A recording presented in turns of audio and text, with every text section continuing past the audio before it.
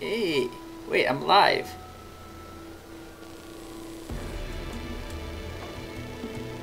Oh, hey. Okay, I'm just gonna assume you guys can hear me when it's working. Okay, I'm gonna tweet this out.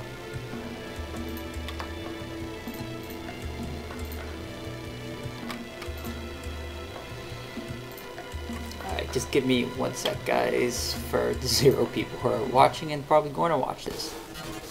Yeah, you can just watch the Blaze Blue intro going, you know?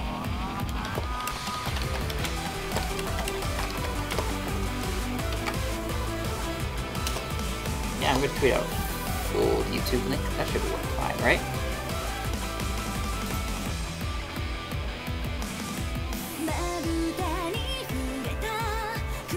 Okay, what's up, everyone? Recording software. Yep, that's all working good. Hopefully, good.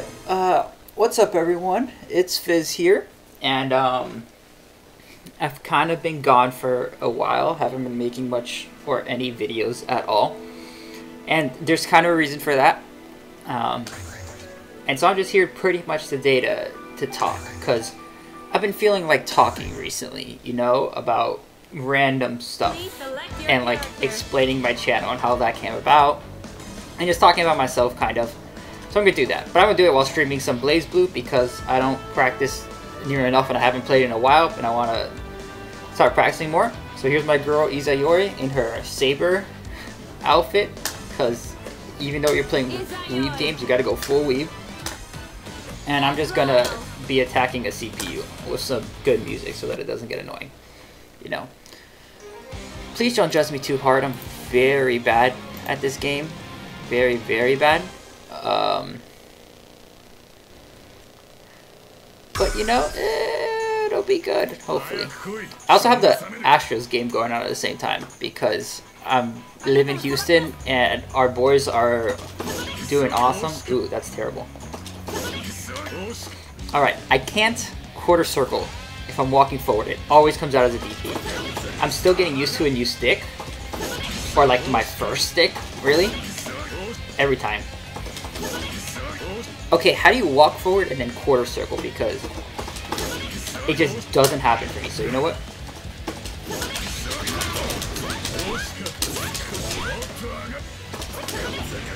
Oh, so I'm just gonna do it like this. Yeah, no, actually that's too far. I can't convert off that. See, every time. Okay, whatever. I might as well start talking about what I'm here to talk about. So, I kind of wanted to start like, oh wow, there's 2 people watching. Hi, people. It's really nice to see you.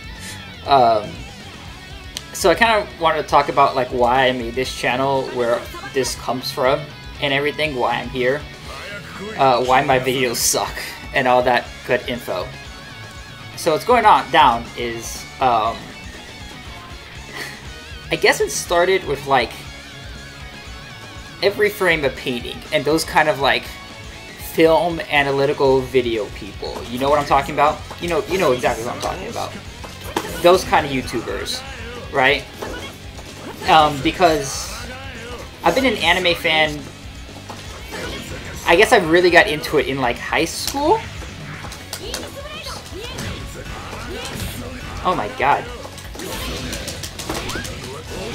I can't do anything while attempting to talk as well, apparently. But I was a big Naruto fan and Dragon Ball Z and all that basic shonen stuff when I was like in elementary school, and then I got out of it and then started back up in high school. And so I've been watching anime for like a lot, for like about 6-ish years now. I can't jump cancel. About 6-ish years, and I was pretty casual with it most of the time, all that stuff, you know. I also really like film, too. I really like watching movies a lot, and I was always into, like, the really weird movies that just, like, beg you to analyze them, you know. My favorite movie is Eternal Sunshine of the Spotless Mind. Those kind of trippy movies. And so, like, with every frame of painting, those other video essay type people, it got me like started thinking about those kind of things from like a more analytical mindset, and that's kind of where it started. And then it was Digi, because Digi is like he's the big anime guy, right? Like, as much as people have problems with him for whatever reason, that is his jam. Like, he's the popular one. And so that's what a lot of people know. And that's how a lot of people can get into this and find. And sure enough, yeah, I found Digi stuff. And I found a lot of it really interesting. Cause like, I hadn't really been thinking about anime in that way that much. Like, my favorite shows at the time were still, Ava and Lane. So like, I was definitely thinking about anime or whatever, but like, not really in that way, not trying to analyze everything, not trying to be like that. But, Digi kind of got me to start thinking like that. And it was a nice start. I was watching more stuff, and I was getting more involved in the anime community or whatever. But then it was really with people like Pause and Select, like Joe, right? That, taking like this more academic and much more analytical approach to looking at these topics, that I started really getting into it. Because like in high school, I had like a problem with like English class, you know, and the way English class was taught. But like, I liked books, especially complicated books, and books that I could really sink my teeth into and like think about. But it kind of killed me the way all that happened. And plus, I just kind of don't like reading as a concept. It's hard for me, but whatever. But with anime, like, I felt like I could do that. So like, I started like getting into it. I started thinking about things more, and it was going well. Okay, so my university offers student-taught courses where students can... You see me trying to practice this exact same move over and over again because it's really important for Isaigo and I can't do it. Anyways, my school has student-taught courses.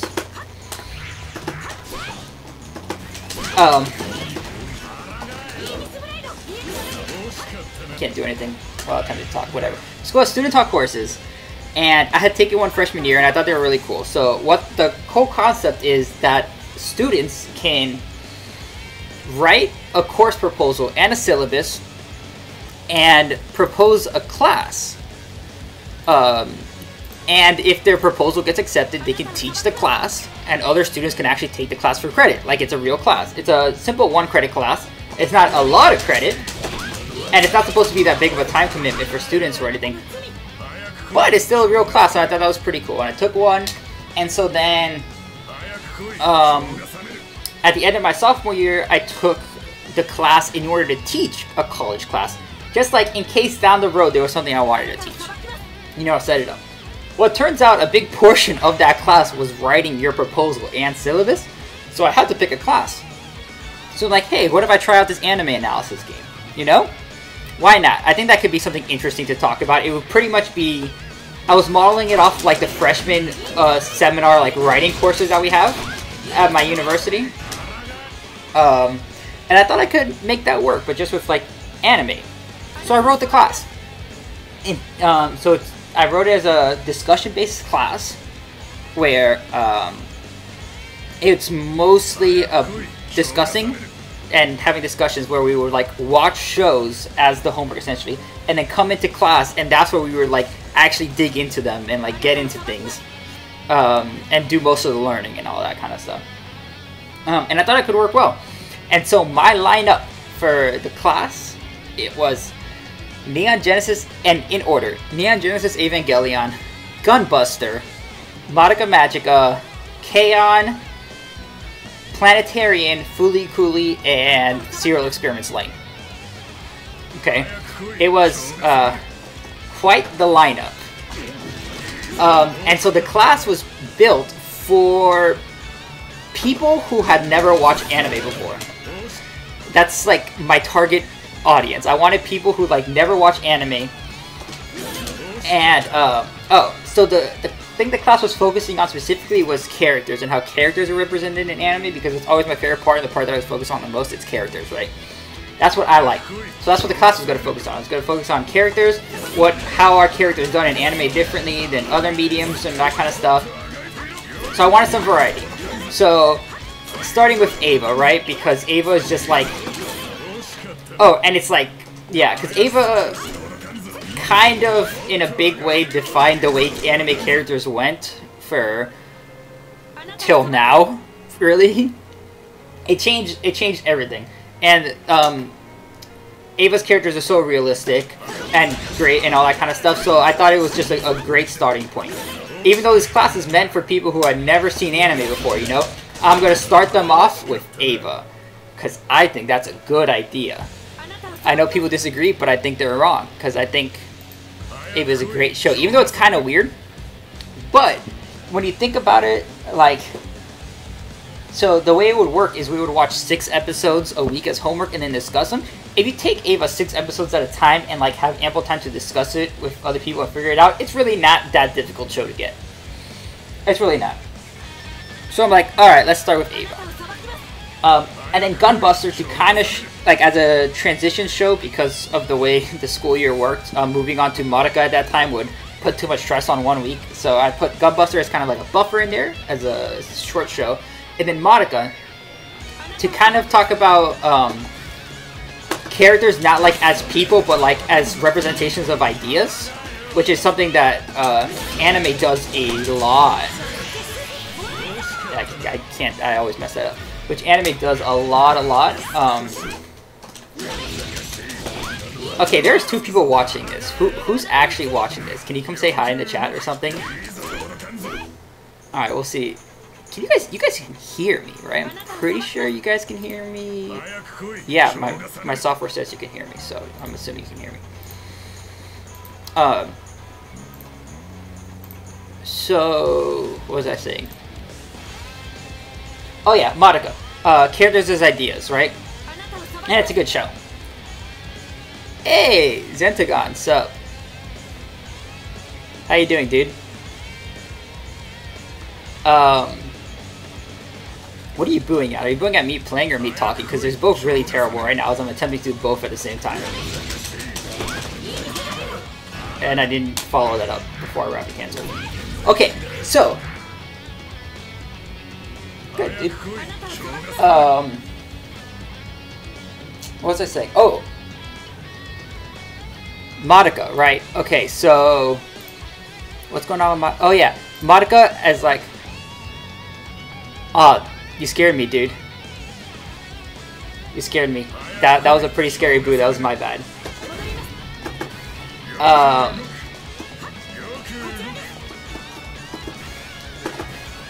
Okay, so... I'm just gonna get through like my whole spiel at the beginning of like my class and why I started this channel, and then Zentagon, if you like want to join my Discord and like get in the chat with me and like join me on the stream, we can totally have a conversation. I think that'd be a lot of fun. But before that, okay, so Madoka characters as ideas, right? And looking at characters not as people but as ideas and like picking apart like those ideas. I think that was pretty interesting. And then K-On! K-On! Is where it gets really good because we have to talk about Moe because that's really important in anime. And just like the way these kind of characters are set up and the way they influence us and interact with us as a viewer. And then to talk about K-On! As a show in general because it's phenomenal. I mean, I know everybody says that, but I'm going to say it even more because it is phenomenal.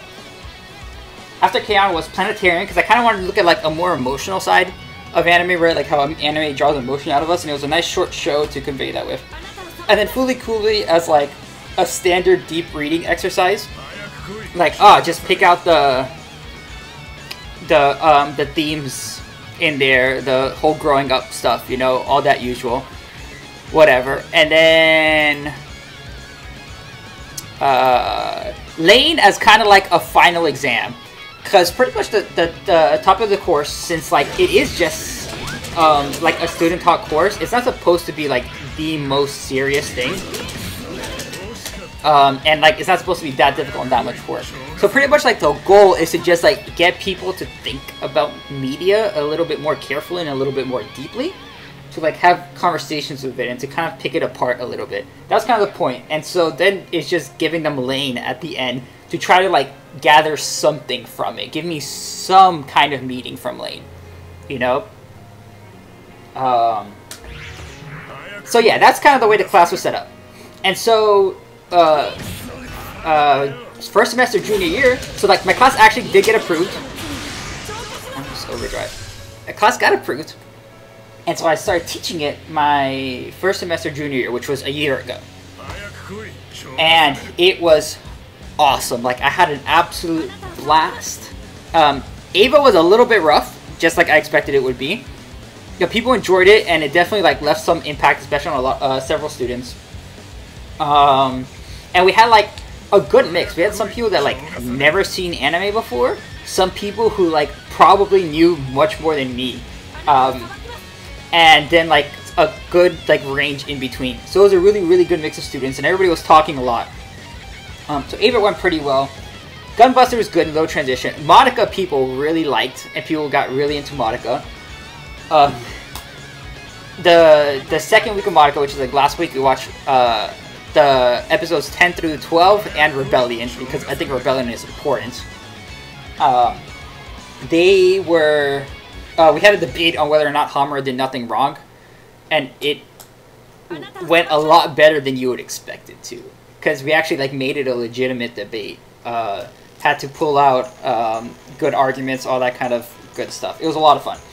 Then K-On! K-On! Is where it got good, because K-On! Is like the part where like people by far like spoke the most, because some people said that like, oh, I hate K-On!, these girls seem so unrealistic, and other people were ready to like throw down and fight to like defend their waifus. And like these are people who had never seen anime before and thought it was pretty and thought it was weird. Like they're like, all right, no, I need this. Like don't you dare talk bad about me or something. They were ready to fight, and it was amazing. Planetarian was alright. Fooly Cooly was good, and then Lingin, nobody. It was a little bit of a challenge, but you know, it went okay. It was a challenge, but it went okay. Anyways, like the class was great, and I had so much fun teaching it and like getting to talk about anime every week with these people. And it was just an absolute blast. And so once the class ended, since it was only one semester, I was like, I really missed it. I really missed like all that kind of stuff. So I made a YouTube channel for it. And so one of the reasons why I thought I could just get away with this YouTube channel is because like all I wanted to do was talk about things. So like I never had any goals to actually get any subscribers or viewers or any of that kind of stuff. And I never thought it would happen. And sure enough, it didn't. But you know, I still wanted to talk because I had ideas and I wanted to put them out there. And Digibro made me believe that like it was kind of possible because of his After Dark channel, which is just a bunch of vlog rambling BS, which is like the kind of videos I actually like. I really like people rambling at me and stuff, just like I am now, because I like listening to it like over long periods of time while I'm cooking and just having it in the background and stuff. That's the kind of videos I like, so I wanted to make those. And I'm like, hey, you know what? I guess it's possible. Let's try it. And so I did it. And I had a lot of fun with it, you know? I had a lot of, just like, starting to make little videos. And like, usually it was pretty bad because I didn't actually want to talk about any of the things I had talked about in class. Like, any of the stuff I've actually done and, like, deeply analyzed and did research in because, I've been doing so much of it already in class, so I just didn't feel like doing that anymore. And I want to talk about other random things and like chill things. And I would consider like, oh, maybe if I actually got like 100 subscribers, I might like break down Ava episode by episode like I did for the class, and like I'll bring out all the stuff that it talks about. And I might do that for all these shows, you know. But like, it kind of requires work, and I would like people to see that. So which is why I kind of didn't do it. And then I had the issue that, the issue was that some people started watching my videos and like actually liking my videos. And that kind of caught me off guard. And it made me want more people to watch them because, sure, talking at nothing is fun, but talking to people and them talking back was a lot of fun. You know? So I tried different things. To try to make my videos a little bit better. I would focus on them more, but every time I would like add more to it, I enjoyed doing it less and less because it wasn't what I actually enjoyed about it, which was just the talking. God, editing videos is terrible. I hate it. I've tried to edit a few videos and none of them have come out because I can't finish them. I just can't stand editing video. It's terrible, terrible. Like, every moment I spend trying to edit video is pain. So all my videos come out unedited and not pretty. And so even like if I have something good to say, I know a lot of people are just not gonna watch it, but that's fine. Oh, I can't even IAD anymore. I can't even jump. Whatever.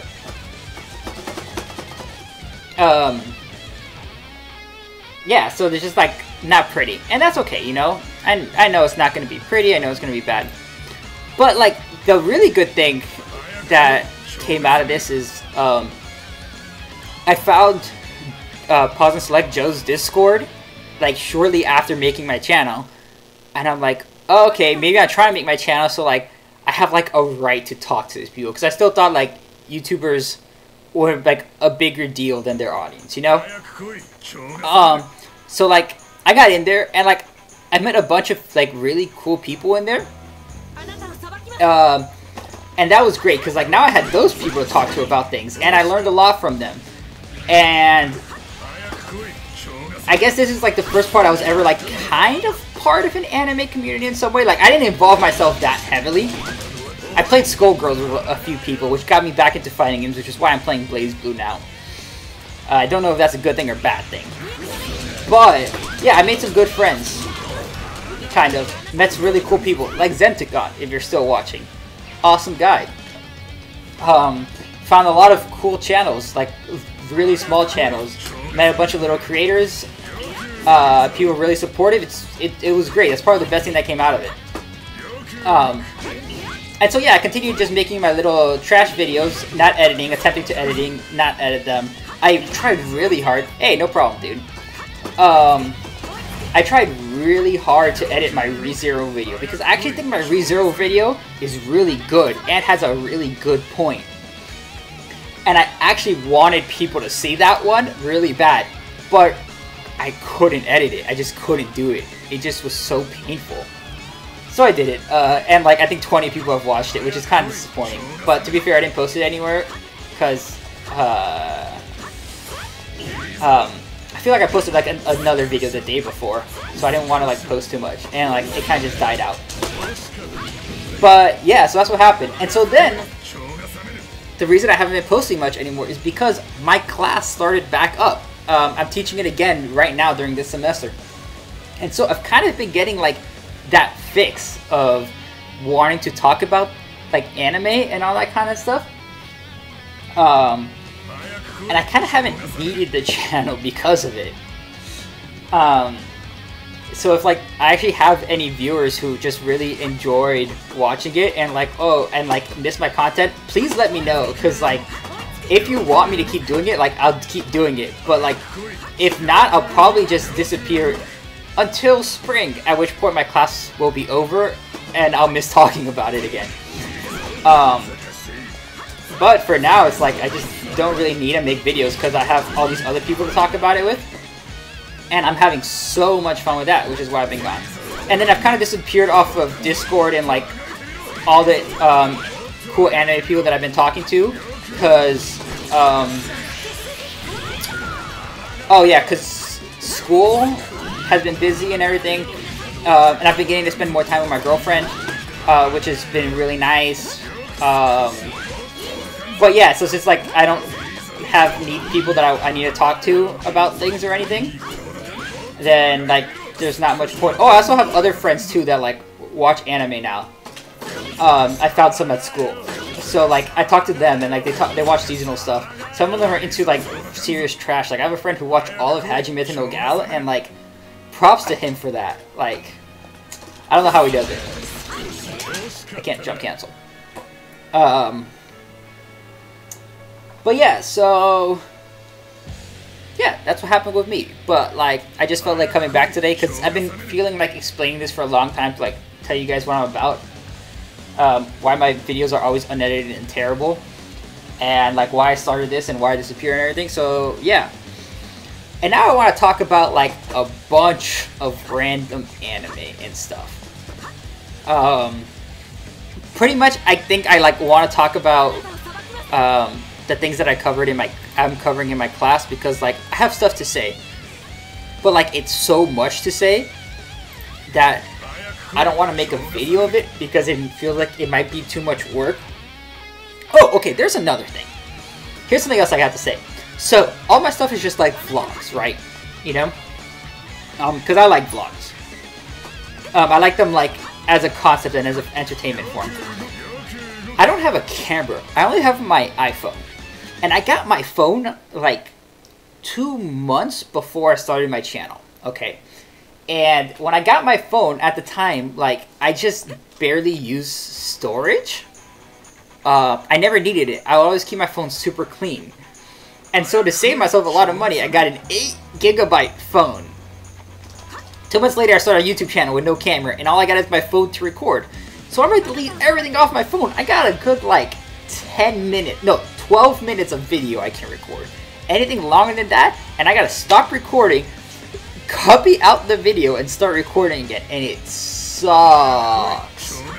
It sucks. And now, like, I have even more stuff on my phone because I've been playing Fate Grand Order, which takes up too much space. So yeah, I have to deal with all that now. And so, like, it's just a hassle. I really wish I had an actual camera. But, like, I can't justify spending money on this channel because I barely do it, and I know it won't make me any money back. So, yeah. But, yeah, so it's really annoying to make videos because of that. So, like, you should see me. If you see, like, my like, con vlogs and stuff that are, like, 20 minutes long or something, that's because I carry my laptop in a backpack. And once I record, like, 10 minutes of video, I sit down, take it out, take out my laptop, transfer the video, and then keep going. It's pretty annoying. If somebody wants to send me a camera, maybe I'll actually record more stuff. Or make more things, you know? But no, don't actually do that. I would feel really bad taking anything from anyone. Okay, anyway, yeah, I want to talk about anime now. Things that were just too difficult to put in a video. And, like, if somebody, like, knows their stuff and, like, wants to join me in the conversation, just post in the chat, and, like, I can put a link to my Discord, which is actually just, like, my personal friend Discord, but, like, nobody uses it. Because we all use GroupMe, and I tried to get them away from GroupMe because GroupMe is terrible, but they just, like, all downloaded Discord, joined this, my server, and is just, like, not doing anything with it, which kind of sucks, but, like, I have the server, and I'm in that voice chat right now. So, like, if you want in, yeah, dude, GroupMe sucks. I hate it. I don't know why, like, people use it. And a lot of people are starting to use Slack now, which at least Slack is exactly like Discord. I mean, everyone should just use Discord. I haven't integrated everything at this point. But, I'm gonna put that link in here. Alright. This one has a cool streamer mode. Yeah, I guess, yeah, GroupMe is convenient and stuff, but it's just a terrible, like, app and service, you know? But whatever. Somebody wants to join me, they're free to join me. And, like, I can kill BlazBlue, and we can just, like, look at the Discord chat and, like, actually have a cool conversation if somebody's down. But if not, I'm gonna just start talking. So I'm probably not gonna talk about Ava, because, like, everybody's talked about... Hey, Zentagon's in here. Everybody talks about Ava. Oh my god, everybody talks about Ava. And, like, I don't know how much I personally have to say about it that hasn't been said before. So I'm probably gonna give that one a no. You feel? Yeah. Why does my window capture not work?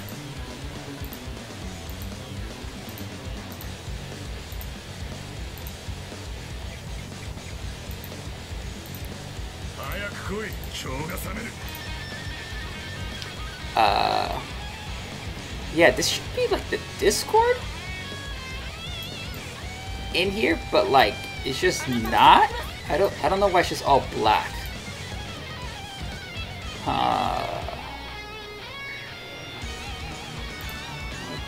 Yeah, I'm gonna get rid of that and see. I'm gonna just play around with my video. No. Capture display, my secondary. That's broken. No, because I want to look at the YouTube chat.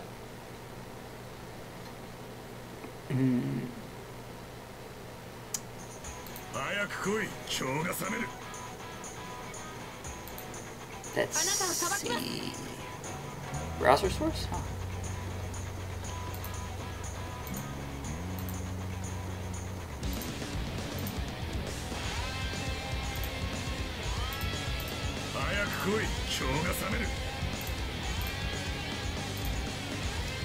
Yeah, that doesn't work.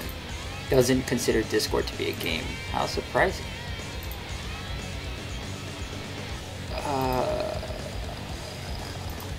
Whatever. I'll just leave it until somebody comes in.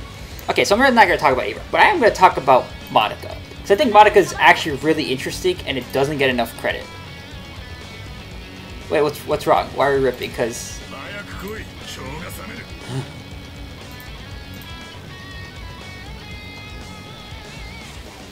Oops, accidentally started installing Spotify. I'm just breaking everything right now. Alright, we're gonna try this one more time. There goes Spotify. You don't need that. Goodbye.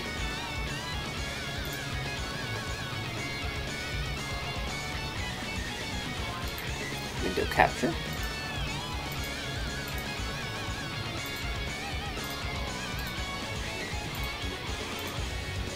Oh, okay, so it can get that. It can capture BlazBlue. It captures Steam. Oh, because it won't capture Discord because a streamer mode is activated or something, right? Okay, if I turn that off, still doesn't work. Weird.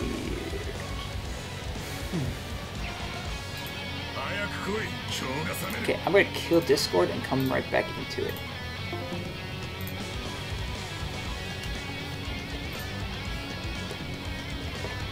Yeah. This is my Steam, guys. It's Fizz. Or actually, MNIC224 if you want to add me on Steam. Oh yeah, Discord's still up. Quit.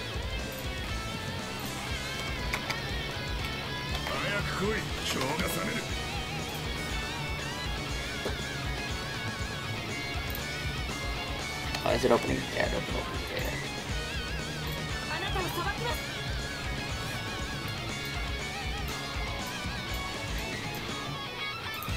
I don't like Discord's new bar on top. Oh, maybe it's because it's full screen. That might be the issue. Okay.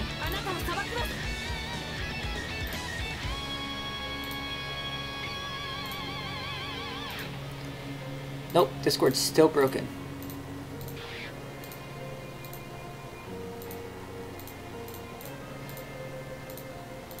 Alright.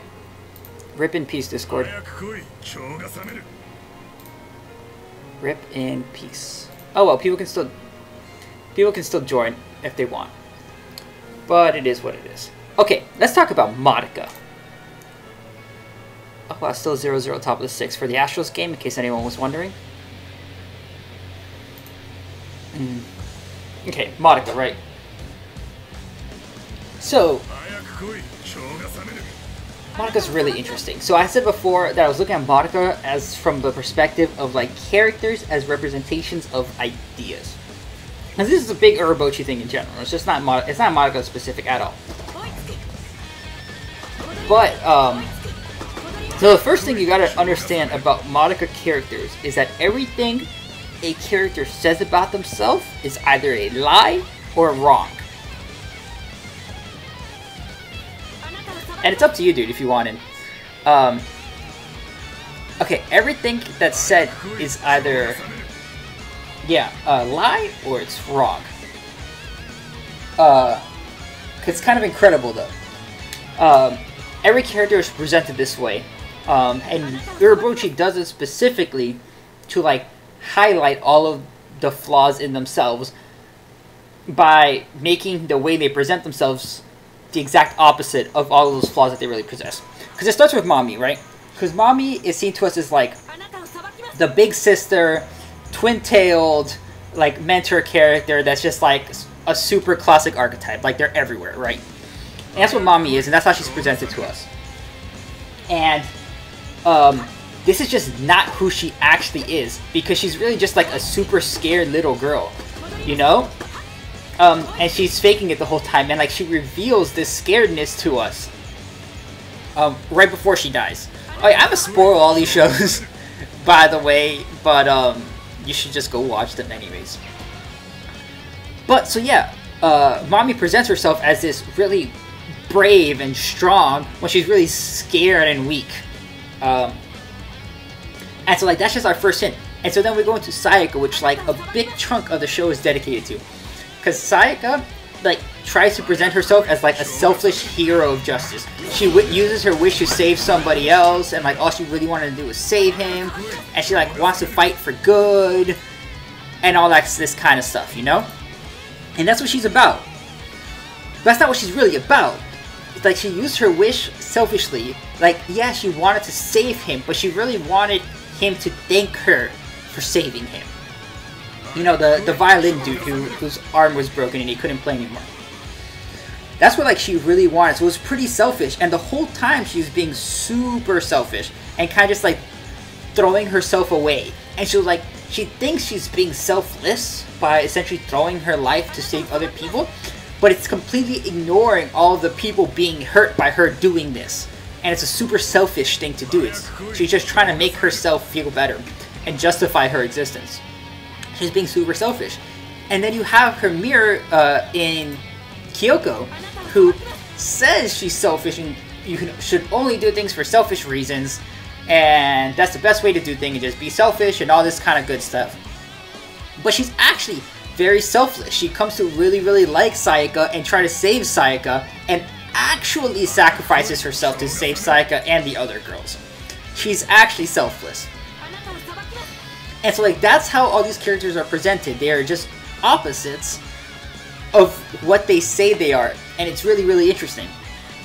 And so I have kind of a problem with Hamura does the exact same thing, because Hamura is this super mysterious, cool, strong person when she's just like a crying little girl on the inside. She's just scared. Pretty similar to the way Mommy works, actually, as well. But, yeah, that's how all these characters work. But then we have the question of Madoka, because Madoka is kind of like this weird concept. Because in the series itself, Madoka kind of doesn't do anything, like, at all. Like, we see things from her perspective, but she herself doesn't do anything. It's like she has no agency. And there's a reason for this, because all these characters lie about themselves, but they all represent something. Mommy is like our introduction to this concept that everything says is a lie. And she's like guidance, essentially, like the big sister, the mentor. Sayaka is selfishness, and Kyoko is selflessness. Or you can switch those around depending on what perspective you want to look at them at. And so then Hamura and Madoka get kind of weird with this. But what it really is that Hamura is just desire and obsession, and Madoka is consequence. Because this is really interesting, and this is what like I don't think people talk about or really acknowledge. Because episode 10, right? People always say this is like the coolest episode, but it's like the coolest episode because we see how Hamura became like such a badass, right? What people don't talk about is that this episode is showing us how Hamura killed Madoka. Like, that's the thing. Like, this is Hamura's biggest crime in the series.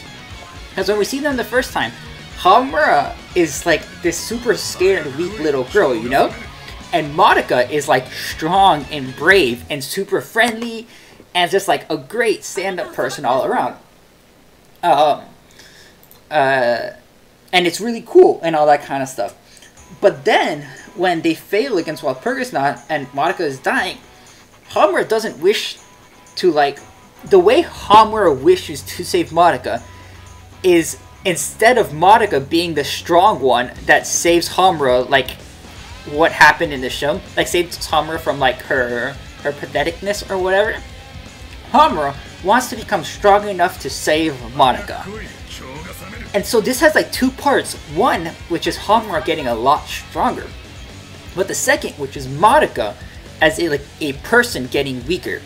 This wish is taking away Monika's like agency as a character and replacing it for Homura's.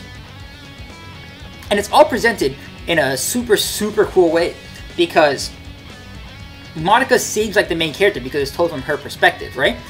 But as this episode goes on, we start to see that Homura is the real main character. So as we see Homura going back in time, and every time Homura gets cooler and stronger and Monika gets weaker, Homura is stealing away Monika's agency and spotlight in the show itself until the perspective shifts to be like focusing on Homura and making us realize that the show is about Homura the whole time. But Monika, as we see her in the show, is a consequence of Homura's obsession and desire. Because Monika is nothing in the actual show. She's like very little. Okay? And so like we need to ask ourselves where this lie concept comes in when it comes to Monika. And I think in a way you can look at it like that Monika thinks she's weak and good at nothing, when she wasn't. She was good at a bunch, but Homura took that ability away from her. And so my biggest problem is the way the series ends. It completely ignores this fact. It completely ignores this narrative setup it sets up in episode 10 and this dynamic between Homura and Monika. It forgets all of that, and instead it gives Monika back all of this power that was completely absent this whole time. And it felt really weird to me the first time watching it, before like all this stuff clicked in my head. I'm like, why is this happening? Like, that was weird. Monika's done nothing, and then suddenly at the very end she's like the big hero that saves everything. That's weird. And I didn't really like it. It didn't really fit. Until I saw Rebellion, because Rebellion fixes this problem. Rebellion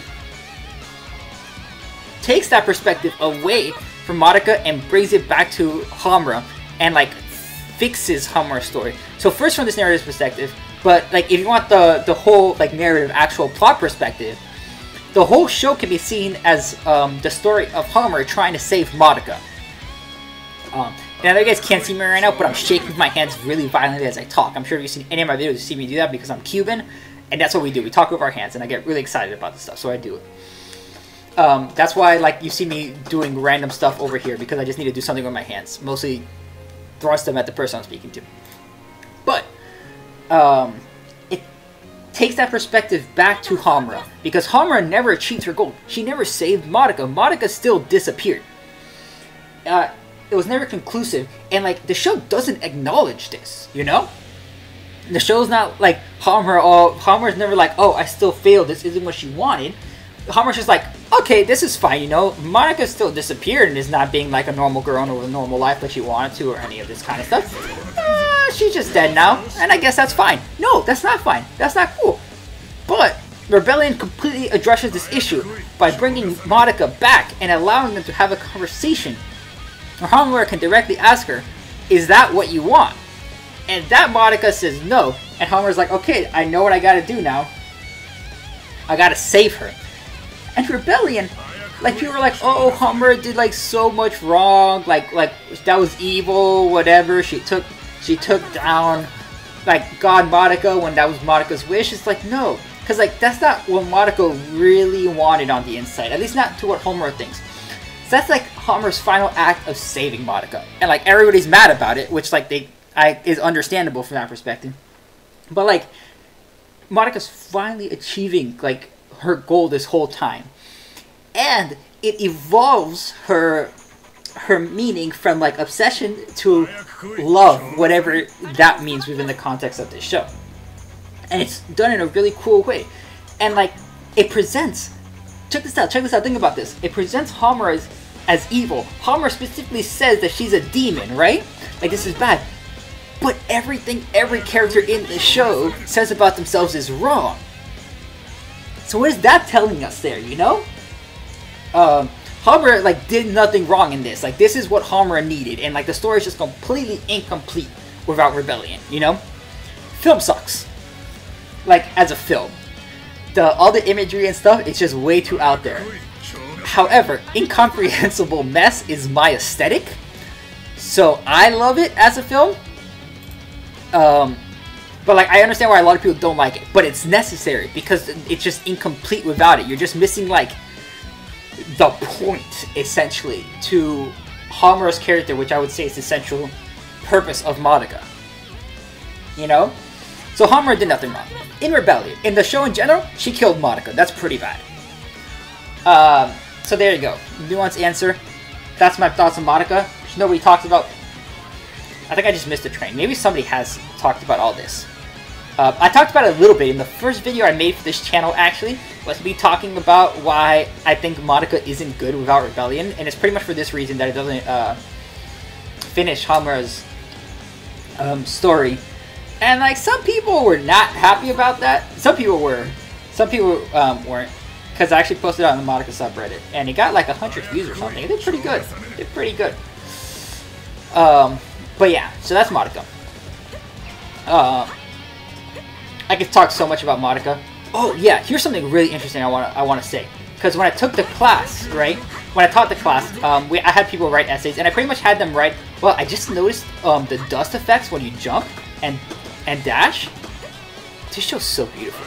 But like, I don't have time to pay attention to all this stuff because I can't even do like this super basic combo, right? Like, that should be a DP right there, and I just like misinput it, even though it's like the easiest input. And then like I missed my 2-beat there.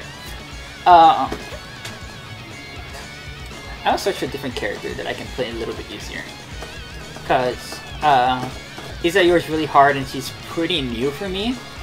So I'm still trying to pick her up. So we can go A, my girl. Okay, yeah. Oh yeah, so people wrote essays, right?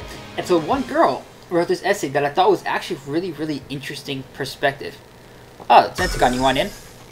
Sure, I'll talk with you. How's it going? Oh, what's up, dude? Nothing much, nothing much. You got anything you want to say about Madoka? I got nothing to say about Madoka. You do or don't? Hold on, I gotta change my audio settings around here. Alright. I'm gonna turn you up. Oh, that... Yeah, turning Blaze Blue down. Okay, can you talk now? Yep. Oh yeah, I hear you a lot better now. Alright, so how you doing? I'm pretty alright. Just kind of writing stuff, but like nothing too crazy. Oh, what are you writing? How about you? I'm trying to refix of this script that I'm working on for like soccer place. Oh yeah? I never... How is it? I never got... I don't know if this is like spoiling your video or anything, but like general thoughts, because I never actually got around to watching it. I like it a lot. It's kind of like one of those country... I wouldn't say yashikei, but maybe. It's one of those like country focused anime, and it's ones I really enjoy. Okay. That I've seen so far. So it was kind of like more of like my own personal wheelhouse. So it's kind of like more of a personal thing that I can recommend it. I guess I think it's good. I think someone that is like mine. Okay, that's fair. Okay. Hold on. I'm gonna give my this interesting Madoka perspective for a second, right? So because she wrote about how Madoka is just like a metaphor for the way young girls, the way the patriarchy like hurts young girls as they're growing up. And she saw like the incubators as like the patriarchy and like society and the way society molds young girls and takes advantage of them. And the way it takes these young girls and makes them grow up into bitches or witches, you know, like as that comparison.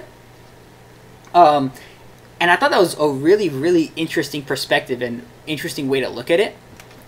And so it made me consider a bunch of like coming of age stuff that happens in Madoka as well, like through that, and how Madoka talks about that. Because if you take away all of the magic stuff, it is kind of just like a small teenage growing of age drama. But you add in all the other stuff to make it a lot more dramatic and give it that like extra push and to talk about things like that. And I found that to be like a super interesting essay and a really interesting perspective. that like I haven't heard before. But then again, there's aren't a lot of feminist takes I see in anime analysis usually. But yeah. But yeah, I thought that was really interesting.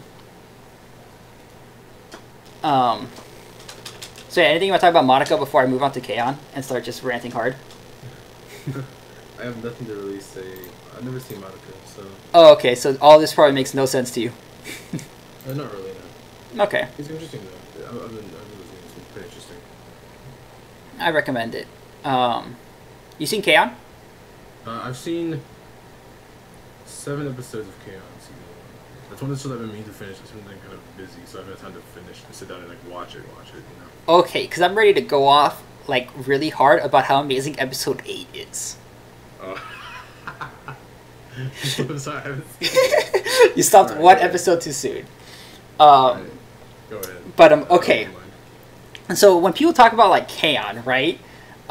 Everybody pretty much, if they talk about it, talks about season 2 because season 2 is so much better than season 1. And they're not wrong. Like season 2 ups everything by like 10 times. It's amazing.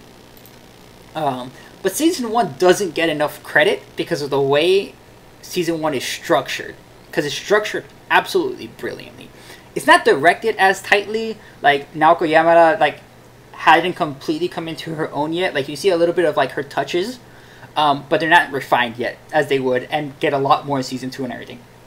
But the way season 1 structured is brilliant because K-On! Is kind of like presented as a music anime, right? Did you feel that way like when you first started watching it that like it was going to be like heavy on the music and like the band aspect and all that? I'd say a good amount. I took a good amount of slice of life stuff, but I thought it would be a little bit more band stuff. Yeah, right? Like that's how it feels because that's how it presents itself at the beginning. And so that's what like a lot of people had problems with. And when I teach it in class, like I do the first 6 episodes and then the 6 through 12. And there's always a bunch of people that complain. It's like, why don't they ever play music? Like, you're in a band, just do your band stuff. And it's really smart how they do that. Because, like, they completely ignore all the music stuff. And we never actually see them play in the first 7 episodes. We almost see them play at their first school concert, right? But then it cuts away to like a cool music video instead. But we never actually see the band playing together. And it's kind of like a tease, right? And you're like, oh, what's happening? Like this is weird and bad. Like just get it over with. Like the slice of life stuff is alright, but like I'm here to see some music and stuff. That's where episode 8 happens. Because so the first previous episodes are getting us to know like the Light Music Club and all of these girls in it. And so we get like this inside perspective and we see them like goofing off a lot from the inside. But then episode 8 takes us to the outside. And it shifts the perspective from the Light Music Club to a new character that hasn't been introduced yet. And we see this episode through her perspective. And so we see the Light Music Club from the outside, and they're like a bunch of weirdos. Like they have them dressing up in weird costumes and doing weird things, and again, like not actually practicing, and just doing a bunch of other stuff. And they seem weird from this outside perspective. But this is where the show hits us, right? Because at the end of episode 8, following the perspective of this new character, Azusa, right? Mm-hmm. We finally get to see the Light Music Club playing at the freshman welcome concert. And we actually see them play. And so the first time we see them play is the first time Azusa sees them play. And so the show is creating a direct link between Azusa and the viewer. Azusa as like the audience surrogate. And so Azusa joins the Light Music Club because seeing them play was so amazing. And like we should finally get to see them play and like get that release from it, you know? And we do in a lot of ways. Azusa joins the Light Music Club and is like, this sucks. Why don't you guys ever play music? And like she's super weirded out with that and like tries to join other bands and do other stuff. But she's just like she's thrown off and she like doesn't get it. But they play again for her and she's like, this is so amazing. Why do I like it? I don't get it. All right. And that's mirroring the way a lot of people feel about K-On! When they watch. They're like, why are these girls just goofing off so much? Why don't they actually play?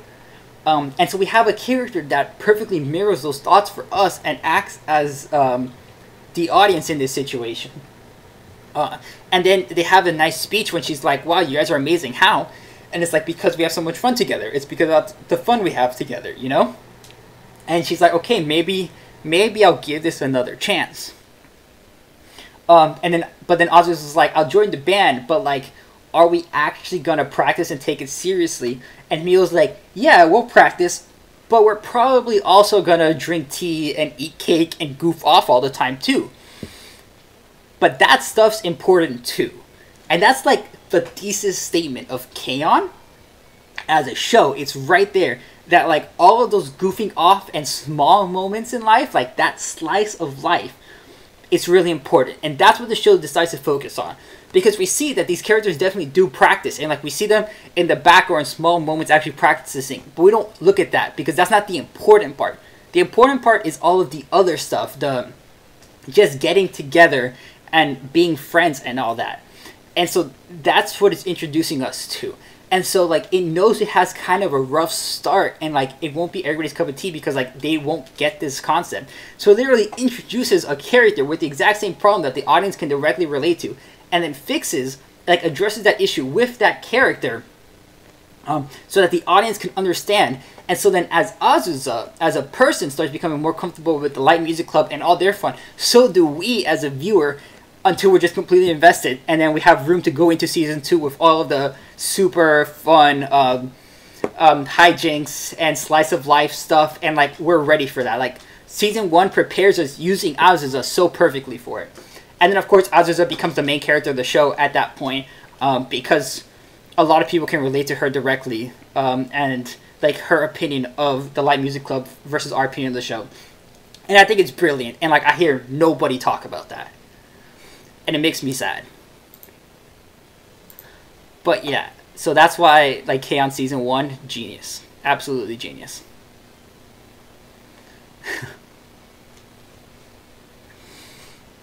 Haha, this is fine. Actually, I think I checked back in when you were talking about it. I think I've seen episode actually 8. The one with the new girl? Yeah. I remember the senior, so like, okay, I definitely seen episode. Then yeah, you might have. But yeah, that's why I think that episode's so great. Of course, like it doesn't come out like how great it is when you watch it the first time. It's not until like a few episodes later, or maybe like your second time around, you realize that. Or I guess like most people don't even realize that because nobody talks about it. And it might just be me going crazy, but yeah, that's why it's so good. And then this is like the best show to talk about in class because people get like hype about this show. Like even like my class this semester doesn't talk very much. They talked a lot about K-On! Because people just get super invested with these characters. Because, you know, Slice of Life is the best. And that's what people don't get. Oh, that was a sexy combo. Wow.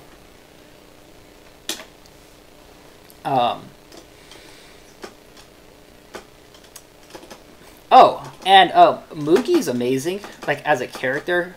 Like, just for everybody else listening. Because I need to get out my Moogie love here. Because what's she going on? So, like, Moogie is hella underrated. Oh, super. Because what's going on with Moogie? So, people don't like Moogie because she thinks that, like, she's kind of reactionary and, like, doesn't take that big of a role in the group or in the show. Especially in Season 1. Like, she comes out a lot in Season 2. But even in Season 1, like, what Moogie's dealing with and the way she changes is huge. Because the way we see Moogie when she's first introduced, like, she accidentally walks into the wrong club room. And Mio and Ritsu try to convince her to join. How did I do this again? Oh, that's how. Mio and Ritsu try to convince her to join. And she's like, I was going to go join the choir club. And it's when Mio and Ritsu are, like, bantering hard with each other and, like, being really friendly that Moogie's convinced to come in. Because Moogie, you can tell Moogie's never really had friends because of, like, her being so rich. Like, you can imagine that she was, like, homeschooled or, like, moved around schools or did something because she doesn't really know how to interact with people or be friendly with other people. You can just see this in the way that she acts. And she's very quiet and kind of subservient and just watches all the time. And people don't really like Mugi for that reason. But as the light music... But she's, like, super excited at, like, the prospect of having friends because she sees how good friends Mio and Ritsu are, and so she wants in on that. She, like, wants to have friends like that. And so she gives it her all for the light music club, and, like, she slowly starts learning how to interact with these people because, like, she doesn't know how to interact. And this seems to be, like, a big trend throughout the classes shows that I show in my class, like Ava, Lane... this with Mugi, like, not knowing how to interact with other people because it's a big struggle. Like, let's be real, it's a struggle. And so that's Mugi learning that slowly as the show goes on. And so very, very slowly, like episode by episode, she does more and says more and reacts more. Like she's super excited to try on Sawako's outfits and stuff, and like more excited later on, and like takes more of a part. And like the moment that hits it home in season 1 is at the end of season 1, they play like a concert, the 5 of them together, and it's awesome, and they have a great time. And their last song finishes, and they're all just like done, like breathing, looking at each other, like smiling, like it's done. And then we hear Mugi's keyboard start going at it, playing like the intro to the chorus again. And like Mugi just has like a super serious face, like, no, like don't let it end, I want more. And so she starts that back up, right? Like it's her like claiming herself as a part of that group. And then Mugi just continues to develop slowly, like in this way, until she's just like as talkative and fun as the rest of them. And it's some great development. And so Mugi's the best. Go her. She's like the only one that actually dealt with any kind of issues. Probably not the only one. All the girls change a lot and aren't great. But the way Mugi does it is like some serious stuff. And so I love her. She's my favorite. And she does not get enough credit. But yeah, so I guess that's what I kind of wanted to say about K-On! And what I've been itching to say. Because people don't know, you know? They need to know. And so, for this semester, when I'm teaching my class, I took out... I took out Gunbuster. Because, like, it wasn't super necessary. And I took out Planetarian. Because, like, I didn't really like how it worked the first time. Because, as a media analysis class, you always want to put in very recent examples to show how, like, the concepts that you're talking about still exist and how they're still being used and all that kind of stuff. So I put in Maid Dragon in place of those two shows. Really? Yeah, and I get to start talking about Maid Dragon next week. I haven't actually had the class on that yet. It's coming up this week. And I think it should be really interesting. So Maid Dragon, I have an interesting relationship with, because when it aired, like, I wasn't really about it at all. I had, like, a lot of problems with it, and mostly it was just that, like, I didn't get it. I didn't understand what, like, it was trying to do, because I actually made a video about this, just talking about how I didn't get it, like, when it was airing, because it was, like, it seemed like there was a lot of interesting things it was trying to say and do. Like, with the whole family and belonging and, like, being an outsider, like, with the dragons and human society thing that was going on. But it was covered with, like, so much, like, anime BS. Like, all the lolly and other random stuff. And I'm like, I just didn't get it, you know? It felt like the show's priorities were weirdly mixed up. And I understand. What do you mean by that? Like... It just kind of broke your mind up. Yeah, because, like, in terms of, like... It seemed like a lot of stuff that was happening was really smart, alongside a lot of stuff that was really dumb.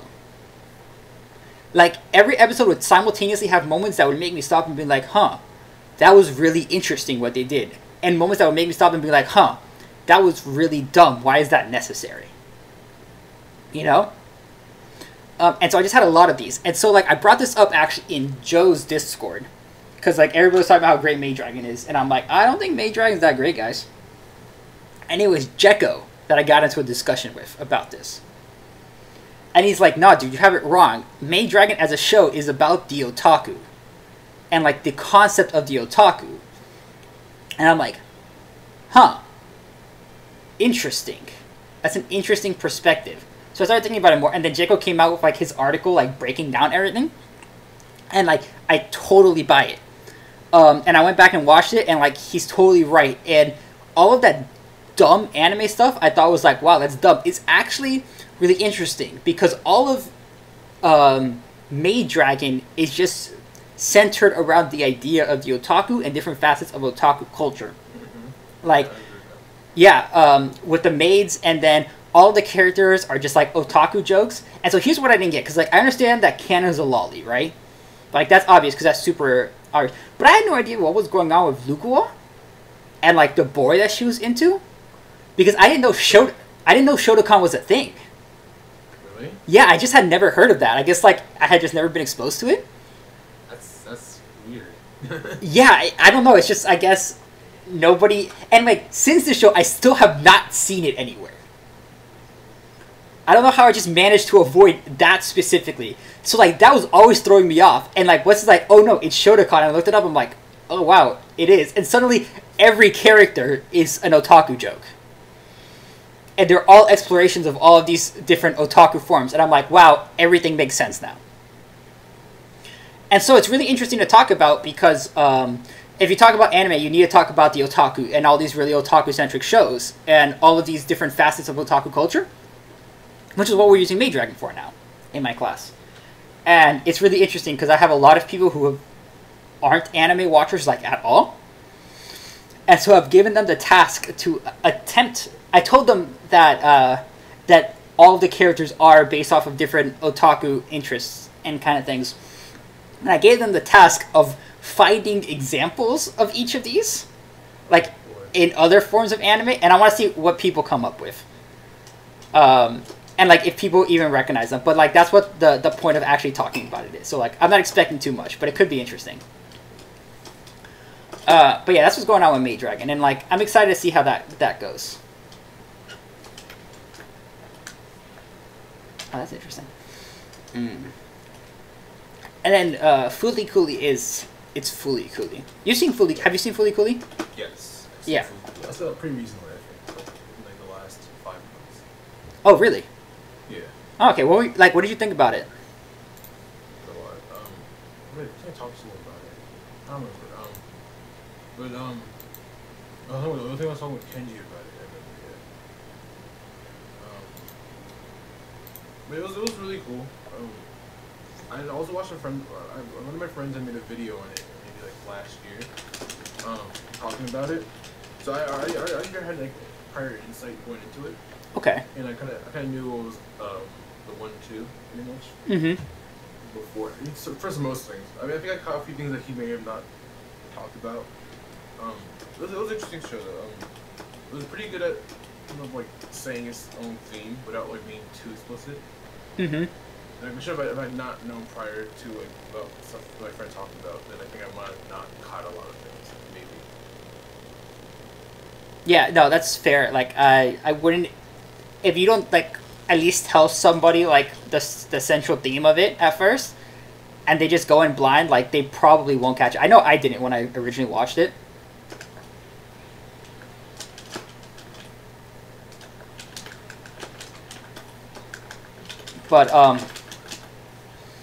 But no, yeah, it's just like a interesting show, and it's pretty basic and like very well talked about and everything at this point. Mm-hmm. So like, it is what it is, and it's pretty simple to talk about. But it's kind of just like one of the last couple shows we watched. It's kind of just like an exercise, like here, guys, watch this super cool show, and I can't back throw for my life. Oh, there it is. Watch a super cool show and like start breaking it down for me. Oh, hey, Alec Johnson. I actually explained why no videos like at the start of this live stream, but I'll explain it again for you. By the way, you're awesome. You're like the one dude I know that like actually watches a lot of my stuff, and so thank you for that. But it's because I started this channel because last year I taught an anime class at my university. And I had so much fun watching like talking about anime to people, blah. That like I needed more once the class was over, so I started the channel. Because like I just really missed talking about it. But I started teaching it again this semester, so like I've kind of gotten that fix. So I lost a lot of desire to talk about it, and I wanna. The stuff I've wanted to talk about requires a bit more like work, and it's a bit more difficult to do. Like it would be hard to talk about specific examples like I want to about editing, which I hate doing, or like other things, and like I can have enough space for like 5 minutes of video on my phone to actually record videos. So it's just difficult. So like I didn't feel like putting that effort in because I already had my outlet. So that's why I haven't done any videos in a while. I might start doing some more if I find interesting stuff to talk about. But I'll probably definitely start back up again in the spring because my class will be over and I know I'm just going to miss it again. That's an interesting move. So yeah, that's why I haven't been making any videos. But yeah, so Fooly Cooly is just like a basic exercise, reading them. And so then Lane is where it gets really interesting. Because what I do for Lane, normally the class is set up for 6 episodes a week, and then we talk about after every 6 episodes. But I assign Lane like over Thanksgiving break. So like Thanksgiving that week is one of the weeks, and we don't have class, and then the next week they're expected to watch the next 6. So before we actually talk about it, so they essentially watch the whole show by themselves and are left with their own devices to make sense of it. Oh, and that's always interesting.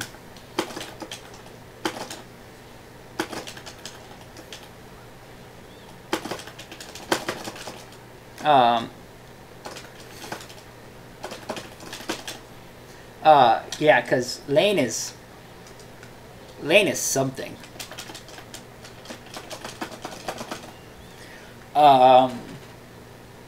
Yeah, but I mean, a bunch of people talk about Lane. Like, I could go on and on about what everything means, but like, I don't know if it's really worth it because I mean, everybody else also has already.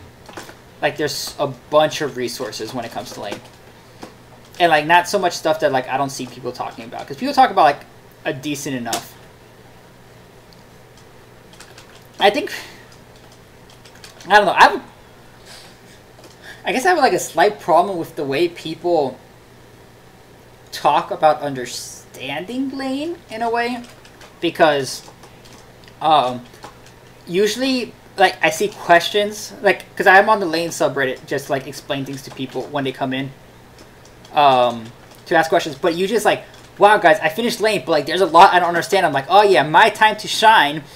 But then it's like plot relevant questions that aren't relevant to what Lane is trying to say as a show at all, and it's just like a difference in priority of the way like people look at shows, and they're like wondering, it's like, oh, who like do the Men in Black work for? And it's like, it doesn't matter. The Men in Black are just representations of followers of a religion, and they're followers of Lane, and the same way Knights are followers of the other guy. And so like things are always like looked at from the wrong perspective of Lane, because you got to look at like the meta narrative and like the sub narrative of Lane, because that's all that actually matters. Everything else is just dressing upon that. But I mean, that's just like a natural problem. There's nothing that can really do about that or anything. But yeah, Lane's been talked about a lot. I wonder if there's anything else interesting, because I'm actually not watching anything this season. I don't know about you, Zentagon. Are you watching anything good? I'm watching a lot of stuff. It's pretty good. I don't have a list of all shit. I mean, I don't want to list every show. It's like a lot of shit. Well, yeah, you don't have to list anything, but like anything that's like particularly interesting. I'm about to pick. I'll pick like 3 shows I think are particularly like super like interesting. So, number 1 is Blendos. I think Blendos is probably my favorite. I don't want to say that. I'm really bad at saying that. This is not counting anything from like last season. Let's continue. Okay. Yeah. So not like, if it was continuing from last season, I'd come about Holy every day. Oh yeah, that I actually am still. Well, kind of. I watch it when I work out, so I'm like behind because I've been bad recently. But yeah, that one I am watching. That one's good. Yeah, okay. So yeah, Blendes for sure. Blendes is like my favorite show. I'm gonna go there for now. I'm gonna take my favorite show. Okay. It's just like perfect. It's like the perfect formula kind of thing right now. And so that one, I think that Three Gods No Lions seasons 2 is very good. It's just probably just as good as the second first season. Yeah. Still good at consistent quality. And number 3 will be.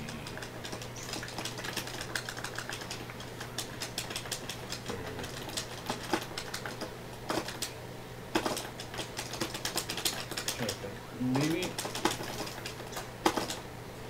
I don't know. What interesting show? I'm not sure anything else.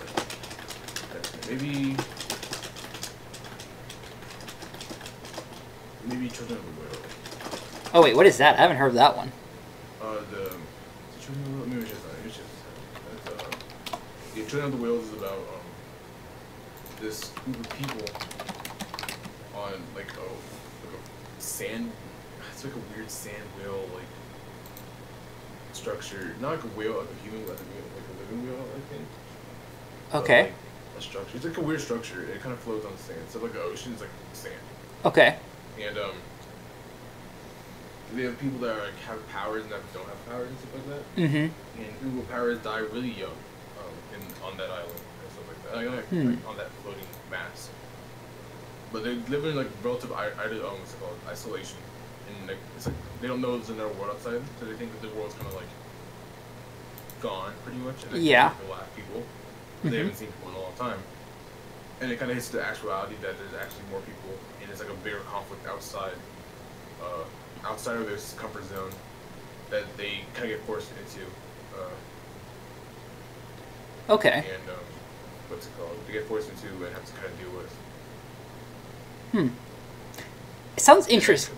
Okay, keep going. Yeah. Sounds. And kind of like the elders, anybody else is like elders, that people that know what's going on, but they're not telling them. So. Yeah, it's pretty crazy. Sounds okay. How are like the characters themselves in this show? The characters are pretty. I like the characters so far. They're like nothing crazy, but they're not too bad. They're pretty straight for this show. Okay. I guess the biggest issue with this show right now is maybe not really an issue, but it's like a lot of it's not really an issue for me, but like they do a lot of there's a good amount of narration, I think, at some points. There's like some people lost, I think. I don't really know if it has. Yeah, but there's a lot of good shows that I'm not watching personally that are probably worth like that was called The Girls Last Tour, and your what's that show called? Inuyashiki. Oh, Inuyashiki, yeah. And like Garo. There's like one more show I'm not watching that a lot of people like, but those are the 3 shows I think that they're probably good shows to see, but I'm not watching them. So. Okay. So like I saw the first like 5 minutes of Blendes, and I guess like I just wasn't feeling it. Like I guess that maybe that kind of show. So I'm just like, I was just not about it in like the little bit that I watched of it. But I mean, I don't know. And then, so with like Children of the Whales, right? It just based on like the description, it sounds like it gives me like a Shinsekai Yori Ergo Proxy kind of vibe. Yeah, people compared it to Shinsekai Yori.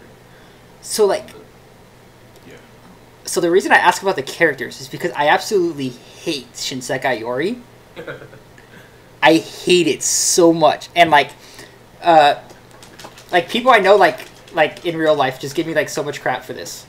When I ever mention that, but it's like my issue with the show is that like I've tried to watch it, I think like 4 times, because it definitely seems like the kind of thing I would be super into, and the fact that like there's no OP is like instantly. I'm down for this because like it's different, so like I like it because that's just how I operate. So definitely seems like the kind of thing I'd be super down for, but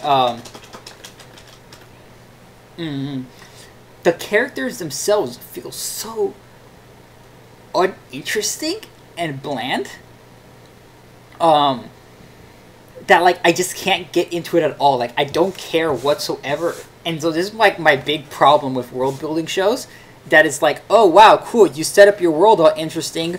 If there's no actual people living in it, what's the point? Like to me, that's how I see things, you know?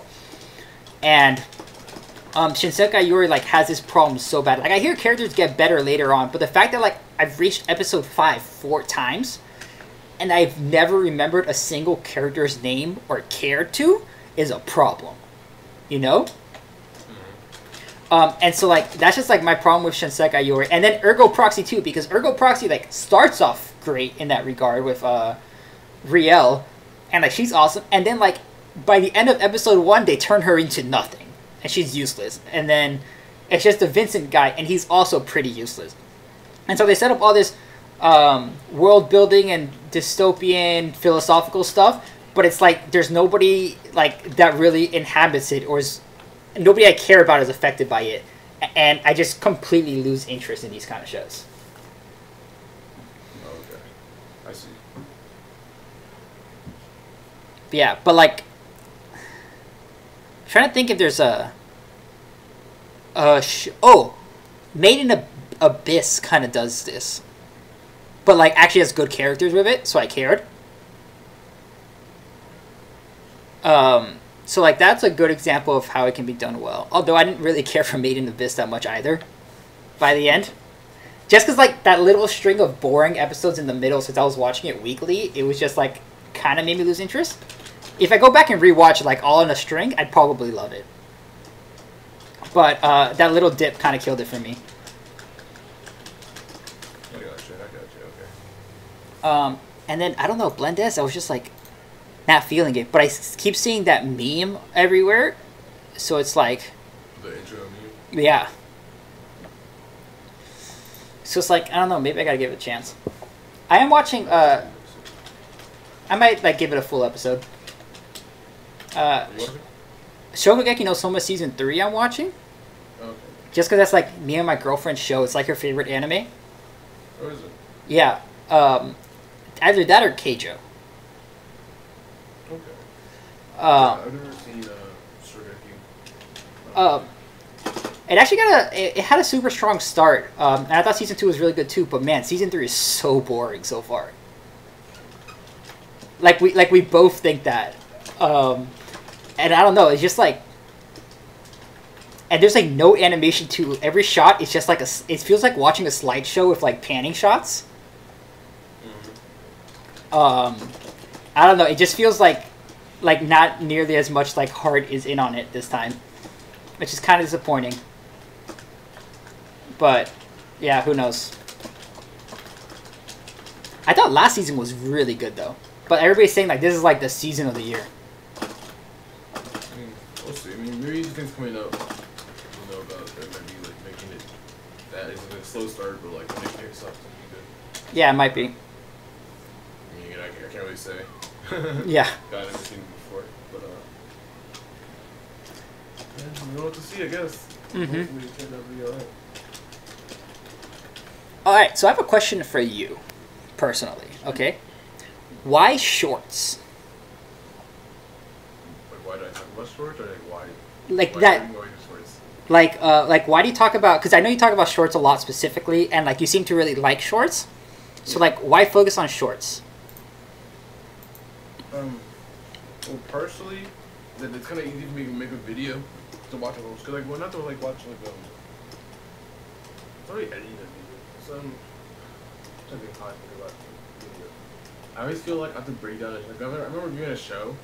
I thought to go through so much more like hoops when I'm reviewing a show. You know? Okay. Well, I used to do like the what's it called, like regular TV shows for like a what's it called? Like I guess like a quotation mark essay video. I used to say that for those, I've just explored parts of the show, not to go through a whole show. And like break it down and like talk about like story. Because usually they're more in depth, time wise, compared to like a short. And I kind of just going through a short and kind of like talking about it. And I like read videos. I don't like making like videos that are super long. Just mostly because of recording. If I was a better speaker, I'd record more, I wouldn't have a problem. But like, I don't want to be sick. It's already like forever to record a regular video. It was already even that long. So like, I don't want to deal with like sitting there and recording a 10-year long video. Yeah, that's fair. So that's kind of like a mixture of like, I don't want to sit there and record this long of a video. Because writing is not a problem, I don't think. But just recording for that long is, I know it would be a tax on my, I might try to go through the whole show. Maybe it might not be as long. I can probably make it like dumb it down enough where it's about the same as a short video. But I don't ever like a really big reason. I guess I kind of game myself into my mind. Maybe I could do a review about the same length as like a regular TV show, like a short. That I kind of try to talk about like TV shows I like in a focus sense, like a top. yeah, because you tend, I guess when you review shorts, you do tend to do them like a lot more in depth than normal. At least in the way people review normal shows, in a way. So I guess I can see how like it would cause you to take too long with a full show. I can see that. And I have not seen Cat Soup before. I don't think I've seen Cat Soup. I've heard of it though. This is who reviewed this? Nekojito So? Is it that one? I think it's that one. Yeah. Oh, to Yuasa. Okay, yeah, I've heard about this. I was looking up Yuasa stuff, and I was trying to find out. Oh, interesting. Apparently, Yuasa and Yoshinari worked on this. Oh yeah, I see that. Huh. Yeah. Oh, this is an old, early Yuasa short. Huh. All right, I gotta watch that. Yeah, I think I looked at it. I think I meant to watch it, but I haven't gotten around to it yet.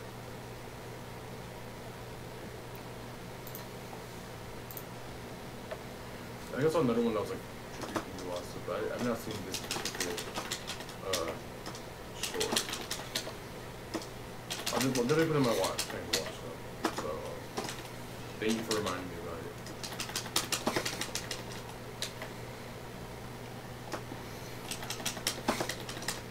But yeah, I mean, I don't know. I mean, I probably could do reviews on regular shows, but anyway, honestly, I probably make them just about the same. Like I said again, about the same length as the short videos. But I was kind of doing shorts, but I feel like I guess I also talk about shorts. I guess it's kind of like catch-22 where like no one really wants to watch videos about shorts because they don't really care. Mm-hmm. But I try to kind of save the videos about like shows. I guess like I do the topical videos, and I also like to watch a lot of the video essay guys. I find that kind of style interesting. But I have like a focused topic.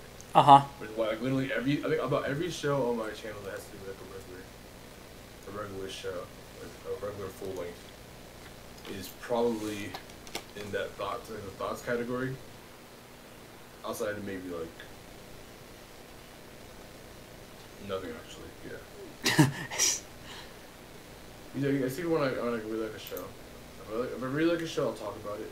With like what I can do with Sugi Akira. Mm-hmm. That's what they're talking about, like them in specific. So sometimes like the Sugi Akira, like I love that show. So I wouldn't want to talk bad about it at all. Which I would have to do with talk about like animation or something like that. Okay. You know? Or, like, oh yeah. I feel. Because you know the whole production woes and that. Yeah. And like I had like a lot of problems, but I don't want to talk about that. You just want to talk about. Positive. Oh my gosh, I love that fucking show. I couldn't bear to like review it and like tear it apart.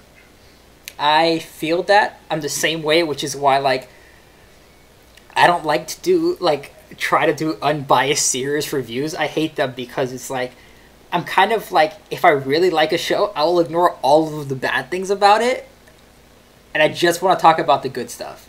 I'm the same way. I feel you. But also like when it comes to reviewing a show, like I guess like for everything for like a weekly thing, it's not that big of a deal.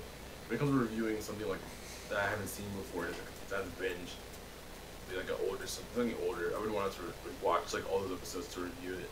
Oh yeah. With a short, like if I haven't seen it before, I'd waste taking like a few hours of my time, and then I've never seen the whole thing. At work, it was like a few hours, like maybe a few episodes.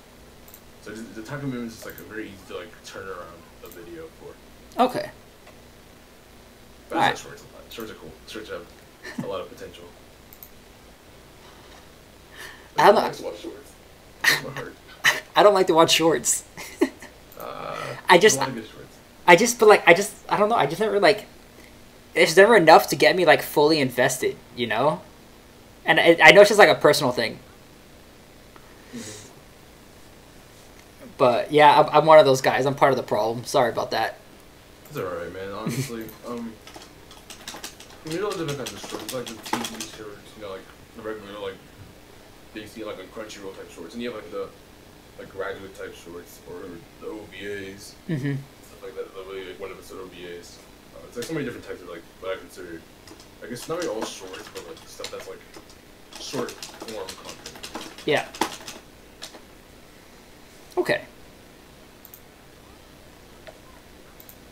Yeah, like I recently get into like more of the graduate short stuff. I have a friend that's really into shorts more than I am.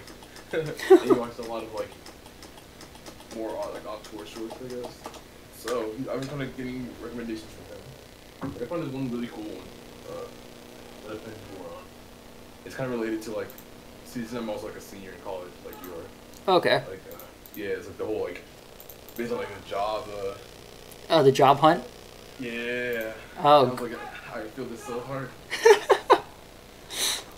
I'm avoiding that. I'm shooting for grad school, so I'm avoiding that for a few more years. I mean, I haven't really applied for anything yet. You know, I graduated this semester.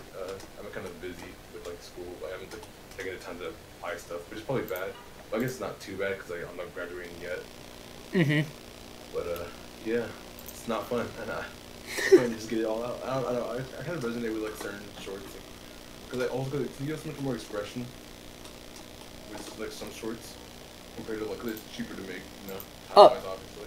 Yeah, that's fair. Like, more organized narratives. Okay, yeah, I can understand that. But I understand why people don't like short stuff because like it kind of goes to the problem where like you can it's kind of cheap to make. A lot of people do that like not an effort, but like content's just kind of average, you know. With a show, but like a lot of people don't want to watch an average short. They watch an average show, but they don't want to watch an average short. They don't think it's worth their time, or it might not be to their taste, which is fine. I like short stuff, so I try to watch one every season, at least if I can. Okay. Okay, that's fair. Yeah, I don't know if I'm like not empathetic, but it takes me like a while to relate to a character unless like I know exactly what they're going through. You know, which is why like shorts just don't get me a lot of the time.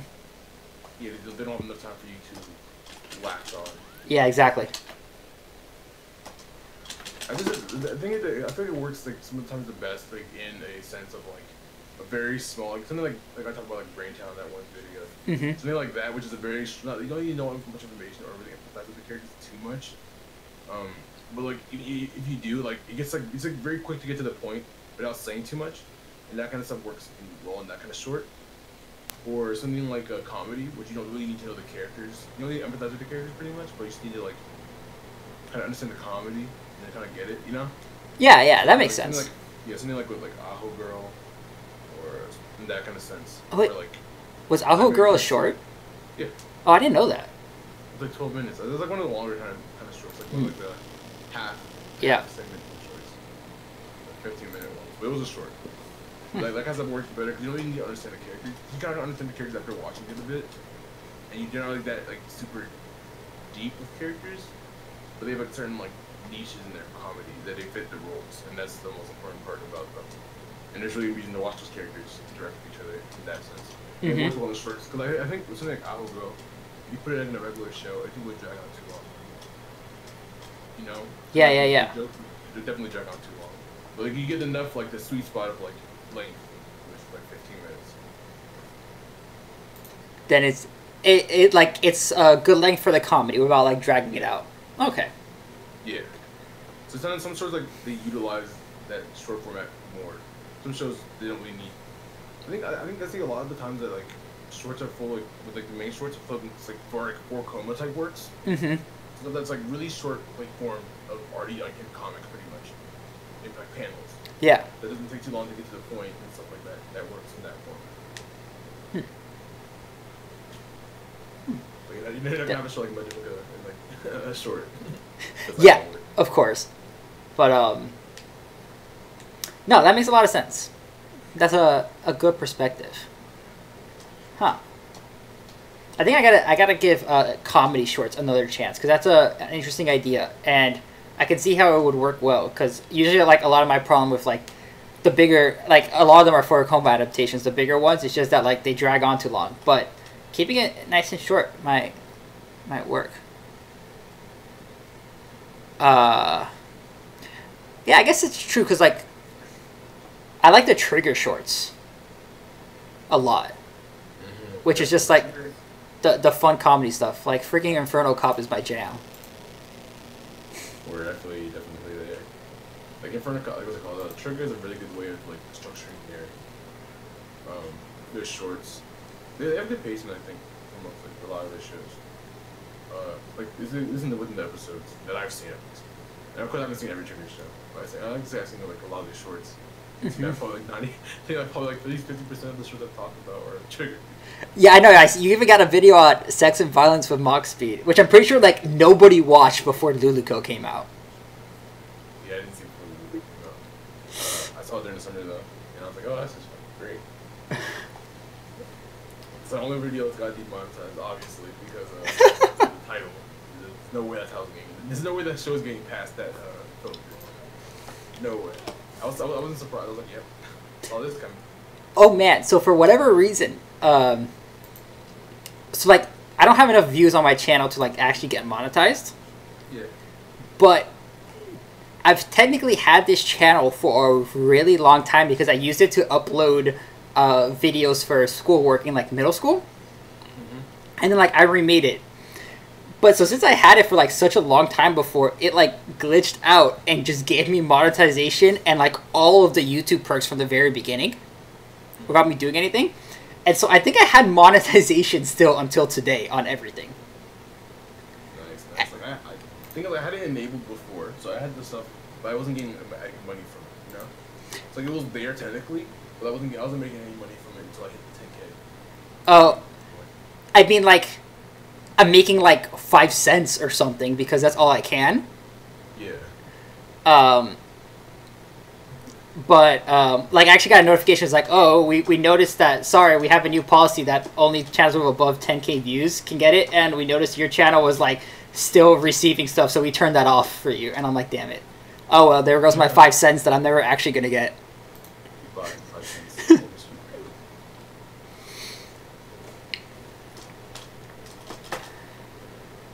All right, I'm gonna jump online and get absolutely destroyed in this game for a sec. Uh-oh. Time to get wrecked. It's bad. I can't play this character. But like I want to so bad. But I just can't. Oops, wait, I don't want to create a room.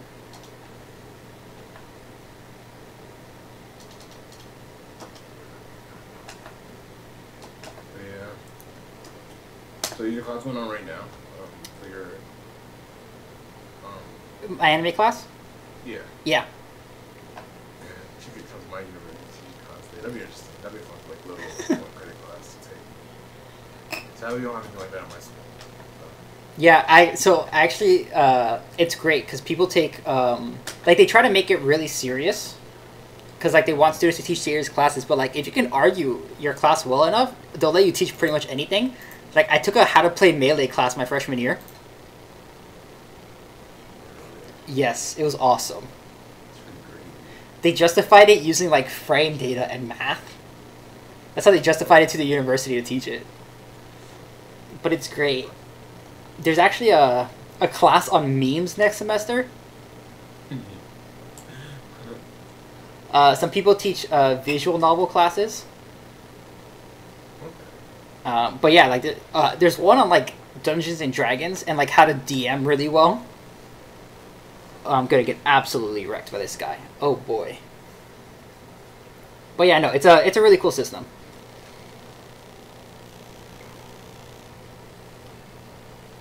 But no, I think I tried to find like an based class, but I don't think I found any yet. Maybe I'll find one next semester. perfect class like that. I know. That'd be pretty fun. I know anime-based classes are actually starting to become a thing because research is starting to be done on the medium. Actually, because of all of the Western, like, Hollywood adaptations of it,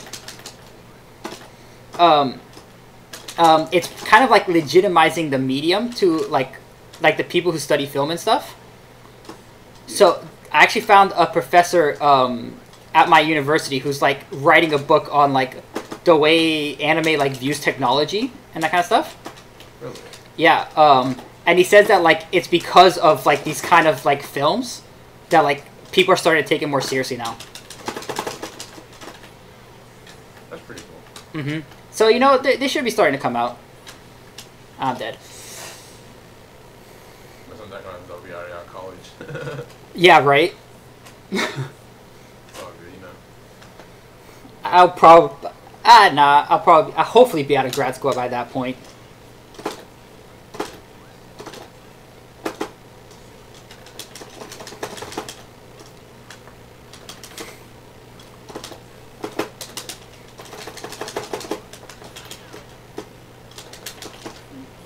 Oh boy.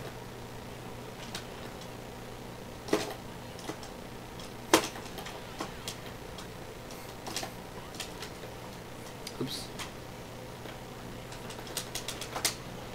Okay, so what else are you watching besides Right now, well, Dragon Maid, because for my class.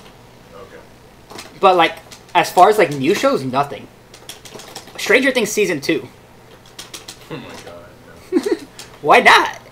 Don't be one of those Netflix kids, no. What? No, I watch real shows too. Ew. I mean, I can't subject my girlfriend to watching anime with me all the time. That's true. Gotta compromise a little bit, little give and take, you know. I feel bad. It's okay. No, it's not all bad. There's a lot of shows that like I normal shows that I legitimately really like. Well, this is coming from honestly, the only thing I ever watched is Real Life right now, which is probably really bad. But I kind of like, I don't know, something that's kind of just different for me. Is like Survivor. Oh, Survivor. That's like literally the only real show, like real life show I watch. You see, but like that's weak stuff, dude. You gotta watch The Bachelor. I don't watch The Bachelor. Nah, dude. You think anime? Nah. You think if you think like anime is like overly dramatic and tropey and bad, you gotta watch The Bachelor. Nah, yeah, Man. Bachelor is trash. Yeah, but do you not like trash anime though, or are you just like not about the trash? I mean, I love trash anime, but I don't always think it's trash. I don't think it is trash. I love it, but I don't like The Bachelor. That's just lame as shit. I thought so too, and then like my girlfriend's like, "Can we watch it?" And I'm like, "I guess if you want to." And I got hella into it, man. It's addicting. I'm like more like the Big Brother like reality TV, like more like challenges. Yeah. Frustration of like being in a social environment that's really uncomfortable. Mhm. Yeah, that's what I live for. Watching people Okay. play the game. Watching analysis videos. I'll do it. Like, don't tempt me. I will like make like video analysis on the next season coming up. I'll go in, dude. And I can't quarter circle for my life. Why? I'll do one like Survivor. Season Survivor talking about like. All right. I did a pretty good video. That's like show for him, but he did a pretty good video on like the one show. It's like I think I'm on MTV2, I think, whatever. The one with like with my ex or whatever. Oh yeah. Yeah, that was pretty interesting. Honestly, I didn't really kind of think about it, but like, he was talking about how the show is like things that kind of like almost sincere, right? Okay. Like, kind of happens with like, you know, what happens with like reality TV, pretty much. Mhm. Like kind of the editing styles and like the way they lay everything out, because like they lay everything pretty much out, you know. Yeah. Because you're literally seeing everything. They choose to give you all the information you get to watch. It's kind of like a tell, not show. Yeah. Because you get to see like the professionals with like the people in between like each scene. Mhm. What's going on? So I kind of interesting that they did that kind of stuff in between like the really sincere moments. I was like, oh wow, and I never really thought about it because I was kind of watching it. Yeah. I was like, I hated watching like Big Brother and Survivor like be heavy before I kind of calmed down with it. But like I was like watching it super heavy like every night. I was staying up really late. And I was like, wow, this is pretty crazy. But I didn't think about it like this. Huh. Interesting. Interesting. Huh. Maybe there's something there. You know. Maybe we should just like forget any Twitter. Reality TV Twitter is where it's at, man. Right? And people love that shit though. They eat that shit up. Oh, absolutely. Probably like huge market for that. Probably. I can start dropping like Bachelor analysis videos and it, like I would actually get subs, you know? Exactly. Some reality TV guy talk about that. Big Brother Survivor, Amazing Race, Bachelor. Maybe throw in some Shark Tank if you want to get some business heads. Yes. Brilliant. Absolutely brilliant. Alright, forget it. Fizz Reality making the new channel right now. Let's go. No, I actually do think it's really fun though, like legitimately. But definitely though. Like those shows are like they're like not good. Like I mean, I like Survivor. It's fun. It's fun. You know, it's not like technically like a good show, but it's a fun show. I don't know. Like so, this whole concept of like a good show is like strange to me. You know, because like I used to like think this exact same way. Like, oh wow, I really like this. Like I know it's not good, but you know I really enjoy it. But like the longer I think about it, the more I dislike that concept, like that thought process, because it's like I really like it, and like a lot of other people do, so obviously it's doing something right, you know. So like, it might not be like stimulating or something, but like the entertainment is there and it's doing that right. I mean, yeah. I mean, I guess like when I think of good or bad, I think it's more like on the technical, you know. Oh, okay. Rather than being like enjoyment factor, good or bad is completely different to me than like technical, like this is good, like on a base level, you know. Because a show can be like, have maybe like a bad writing or like, I don't know, bad cinematography or whatever, you know what I mean? But like, yeah. I still enjoy it because the enjoyment factor is still there. It's still like fun to watch, Mm-hmm. you know. Or a show could be like technically good, like could be good, but I don't enjoy it because it's really for my taste, you know. Yeah. Okay. I can recognize the work going into it, but I just don't really enjoy the output. Mm-hmm. So it's kind of like that. Okay. Okay, that's fair. There's probably maybe it might be a little bit different about it, think about it. Like, oh, it's not good, but yeah, I mean, like you said, like if something's like really popular, it might be like technically good, but it's just resonating with a lot of people, and a lot of people really enjoy it, watching it, everything. Ooh, I went around. Yeah. Yeah, no, I know what you're saying. But it's just like, it gets harder and harder for me to like justify that difference in mindset, because like I have to get like thinking, it's like, okay, so like, wow, like this, it's directed really well and like it's written really well, and like I can notice that, but then like I have to ask myself, it's like, if it does these things like and it succeeds in them, then why like don't I care? And so like, why don't they succeed in like what the like that kind of thing is like meant to make me do, you know? Like, it looks good, but why doesn't it produce the results that it should? Like, what is lacking from that? And you know, so like that's like what I've been starting to ask myself. Like when it comes to like talking about like the whole like concept of like, oh yeah, this show is good, but like I don't really enjoy it or something like that. Yeah. It's like, what does that really mean? I'm dead. Yeah, that's kind of me more thinking like, I like the aspects of this. I like these aspects of the show. Or I think these aspects of the show are really good, and they check the marks for like this is definitely like up to par, you know, above par. Mm-hmm. Or like maybe like say something you like a show, right? And what's it called? The environment is beautiful, the animation is great, the direction, like the shots, cinematography, the way they progress, like the composition of the show, etc., is really good. But maybe you don't like the characters, and then that can kind of ruin the show for you because you don't like the characters, the story.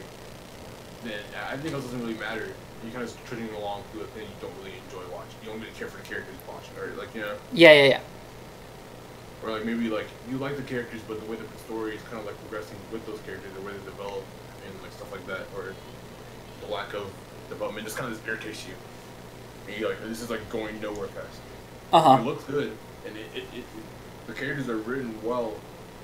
At like at least at the start, but like the story itself isn't progressing to the point where I'm enjoying it. Or maybe like the comedy isn't hitting the marks you want it to, you know. Just make you laugh. Like, the characters that I make, the comedies that make you laugh. And then, like so many different factors. Like it's just like, the thing about it shows it, which is really cool, is that everything might not resonate with you. Some things might, and some things might be more important to you. Everyone has different values and what they see as most important in the show, and especially in the genre even. And that's a really cool thing. Okay, yeah, that's fair. Yeah, and I guess when you're doing like trying to do like more serious reviews and like actually getting to like demonstrate things in like such that the people who want to watch them actually like know that it's their kind of thing, like essentially getting people to watch what like they should be watching, you know? I guess that is really important, and it is necessary to look at things that way.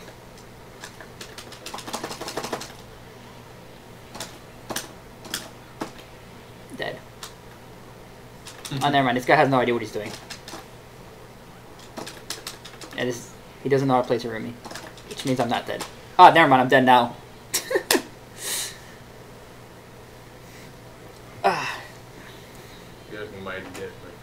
I am so dead, dude. I'm bad.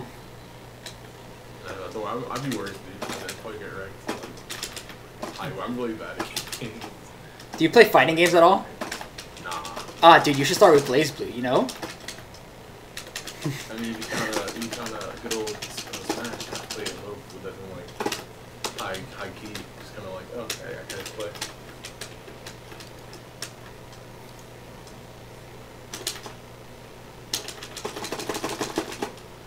Nice rapid into nothing, dude. Oh, wait, cross up. No, no, no, no, bad.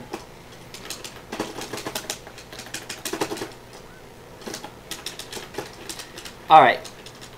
Teleports are predictable. Haha, got him. That fake out. I love like watching it delayed. You're like, oh yeah, I got him. Like, oh what? Oh yeah, because the stream is just like so much later than the actual. It's okay. The two people watching are hearing me speak and seeing it at the same time. I know I'm one of them. I'm not sure. Do you count as one of them? I don't know. Oh, got him. Ouch. No, stop. Bad. Bad. Nope, dead. Never mind, because he doesn't know how to stomp.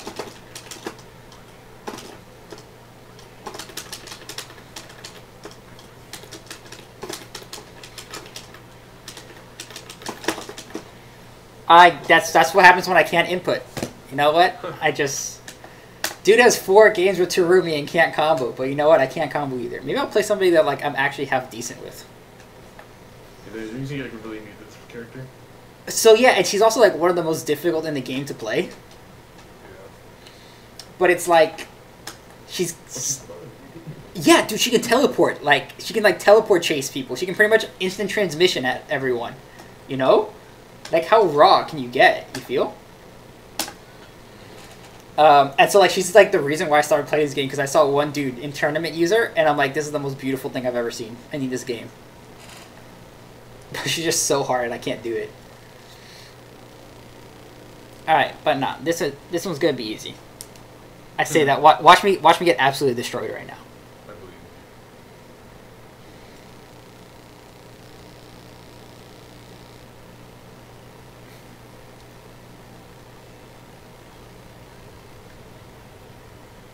you. I'm not gonna just kind of contemplating if I want to finish like writing this video. I'm gonna like see where I want to go with it. But I'm trying to say, cause like the problem I think that I come across is like I don't see myself as a very smart like guy in terms of like watching shows, you know? Okay. I just see myself as I'm a pretty surface watcher. Like I'm not like somebody who has like deep understanding of like cinema and like stuff. You know what I mean? Like I just yeah. I can talk about what I see. You know what I mean? And so like, a lot of times I don't really see anything too deep. It just kind of frustrates me. I feel like I must see something so not deep, but like they have a good understanding that like I feel like I'm inadequate, but that's not the point. That's not the main point. Like, I'm pretty accepting of where I'm at, you know. But it's like I just don't know if like the video I'm gonna make is like, cause I know like what's it called, financial romantic, right? Yeah. I know he's working on a Taco Plus video too, and I've had a video like kind of working like process of work, like for like a month or so. I haven't had time to like kind of finish it, but I'm kind of worried that maybe he'll like get to the point I'm trying to make, or something I'm trying to do before I get to do it. Yes, I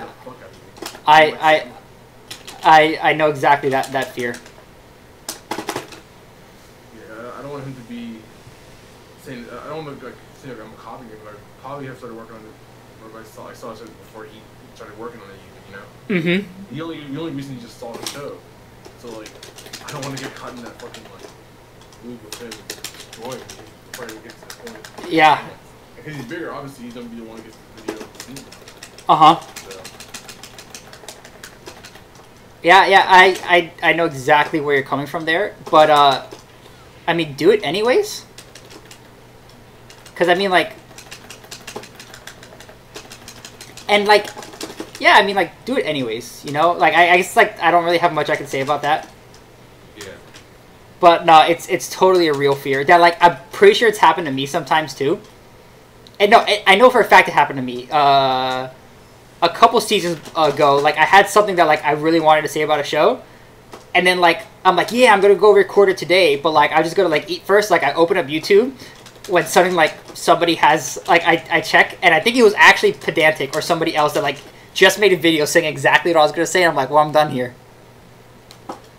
Exactly. I don't want to be like that guy who's like I'm copying. Of course, like it's like it might not be. It might not just kind of surface, I guess, you know. Yeah, and like. It's not even just like the copying, but it's like, well, okay, it's been said already. Like, I mean, your video could be the first one they see, but like the likelihood of them seeing that might be your first. Yeah. You know? That's. Like, I don't know. Hey, I mean, if you can get it to like go in on like our anime or something, as difficult as dealing with those people is. That's true.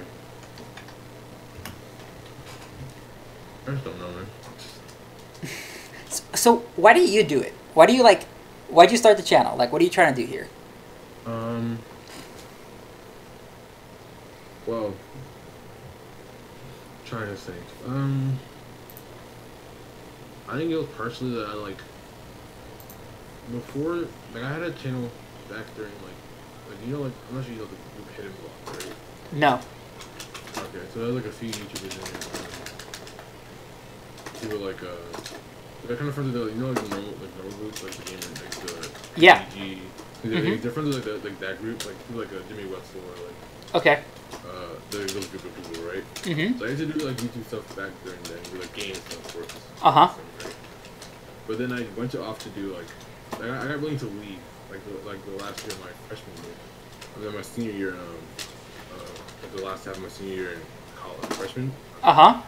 In a high school. And I got really into like the competitive like sense of that and like the competitive scene. So I started doing like e-course writing and stuff. Dude, okay, watch the stream for 1 sec. Alright, I'm watching. I've been watching.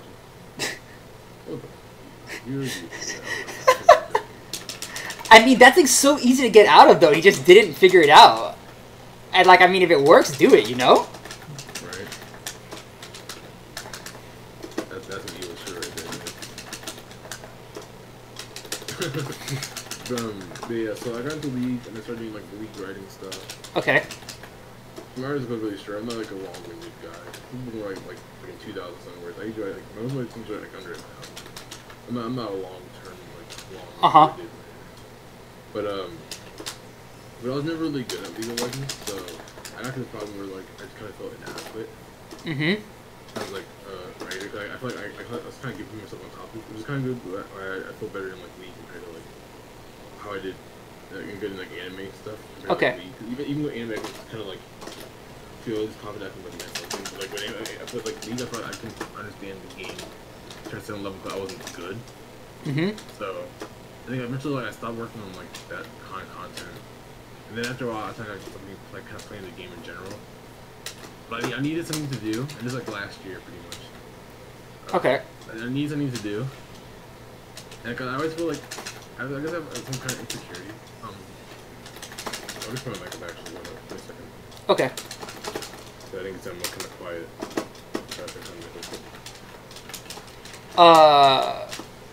Are you sounding quiet on the stream? Because I could just turn you up.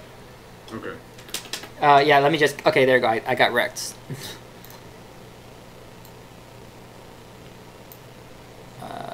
Where is... There it is. Alright, guess I'm louder now? Oh, yeah, you're a lot louder now. Okay, I don't want to be too quiet. But, pretty much in that case, I always feel inadequate when I'm not, like, enjoying myself with something. Okay. I work like a hobby, so I can feel like I'm creative. And not just fucking... Other than this, I really don't have much going on. I feel like how's it how I go away from a little bit of security. Oh, I didn't let Apparently not, so... Let me do this. maybe it's like OBS setting or whatever you use, like OBS or something like that. Yeah, here, did that help? Alex, so can you hear him better now? Just let me know if you can. And then I'll keep going from there. I'll put it in the chat. So, let me see if I can hear myself.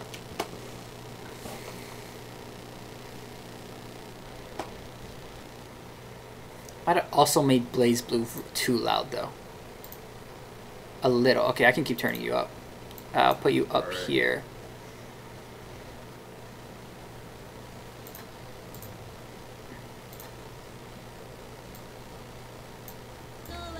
Oops. That should be good, hopefully. Because I think that's about as high as I can get you. Alright, let me see if I can speak now. I'll try to hear myself if it's loud enough.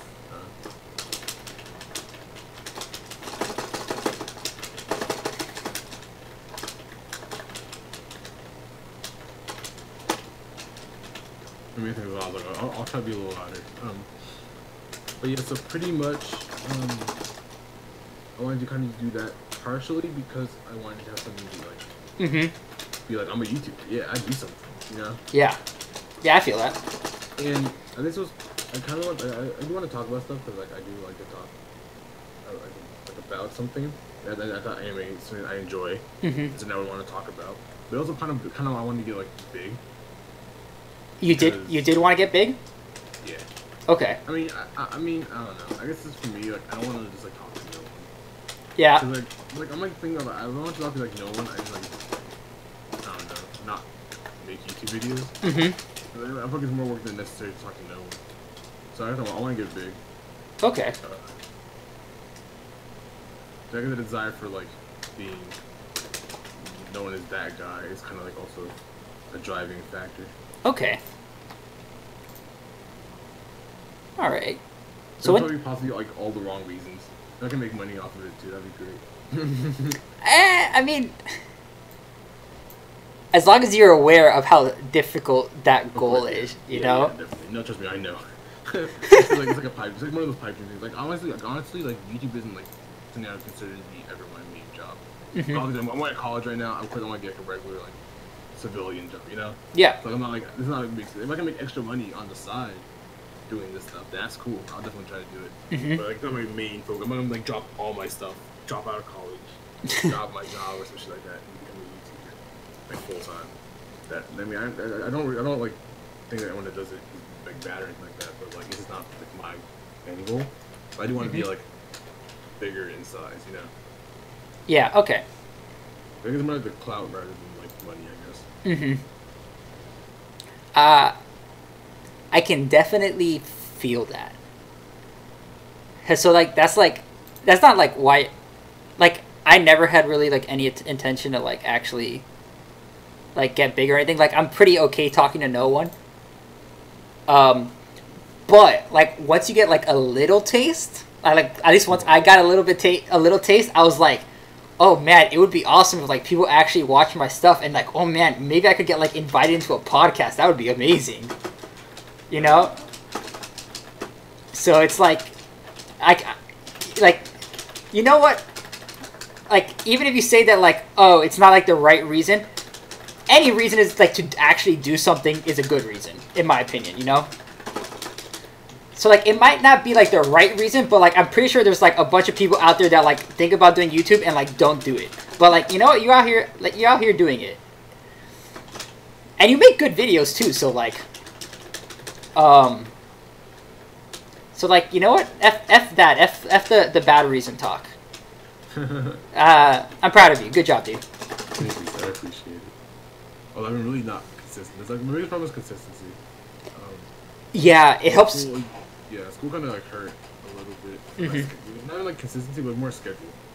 Cause like I'm really just somebody that kind of operates like I need like a consistent schedule. I haven't like really set myself up for that heater. So I kind of like lose motivation like really quick if I get out of the system. Yeah. Too long. But luckily I did just do the thing like a nice guy. So like I'm kind of back in the system now. I'm ready to get like back to work. You know? Oh, his like anthology thing. No, not the anthology. I'm not for that. Oh, okay. I did the video with the seasonal that he just put out. Oh, I haven't seen it. I was like, if I was part of the anthology, I wouldn't spoil it. That's a good point. I'm pretty sure he's pretty secretive about that, right? Yeah. I wouldn't want to do. Yeah, I wouldn't want to spoil that. Just have his respect for him. But I think he like said he got like the first guy's video back. Oh, did he? I just saw him post like the 3 on, and I'm like, hey, let's go. Let's see what happens here. But yeah, it was fun working with him. He's a really cool guy. I enjoyed working with him. I haven't actually talked to him, actually. I really should. I watched his podcast before, but I think what's happened was that he was looking for some people to work with, and I think some people posted my name, like some of my friends had posted. And he had hit me up. It was like relating to the anthology. Yeah. Anthropology? Anthology. Yeah. Anthology, there we go, that's the word. And not anthropology, that's a study of like is that categorization or something like that? Which one? Anthropology? Yeah. Not the history. It's like past civilization or something like that. Okay. Okay. But they hit me for the anthology initially, but he was like, I don't think any of the shows that he had left would fit my style of video that I've done. Which probably might have been correct. Although I have watched a lot of interesting shorts, of course, now. Shorts being my forte. So I mean, I don't know. I didn't get to see what shorts he had. All I know is that he did stuff on the what's it called? The whole Anime Mirai, or the studio, what's it called? The Animated Expo, pretty much. Okay. Yeah, that's what he's pretty much doing with that. And I already kind of talked about one of the shows, like what's called Trigger's Sex and Violence and Max Speed. Yeah. But no, I'm not part of the anthology. That'd be cool though. That'd be pretty cool. One day you'll get in there. I'm not worried about it, yeah. I mean, I definitely consider myself working with him again. I had a lot of fun. He's a good guy. Okay. I don't know. I don't have any beef with anyone in this team. I'm willing to work with anyone if they have like. I don't know. I like the idea of working with people, but like, my style is trash because I hate doing videos stuff. So like, I never actually want to because I'm like, I don't want to like. Put to like your own style, pretty much. Well, because I know like I'm not gonna bring them down to my style, but like, I know it's way too difficult for me to like go into somebody else's. Yeah. You don't want to go in their real house. I think you probably would kind of want something more on like a podcast type thing rather than like. Yeah, like an actual video, because all my stuff is it's all completely unscripted, just because of like how I operate. I can't write for my life, but like I can speak decently well, so I abuse that. You know, I don't really speak very well, so I have to kind of go with the video. Hey, actually, I was surprised because like it kind of seemed that way a little bit from like the way you structure videos, because like you write pretty well.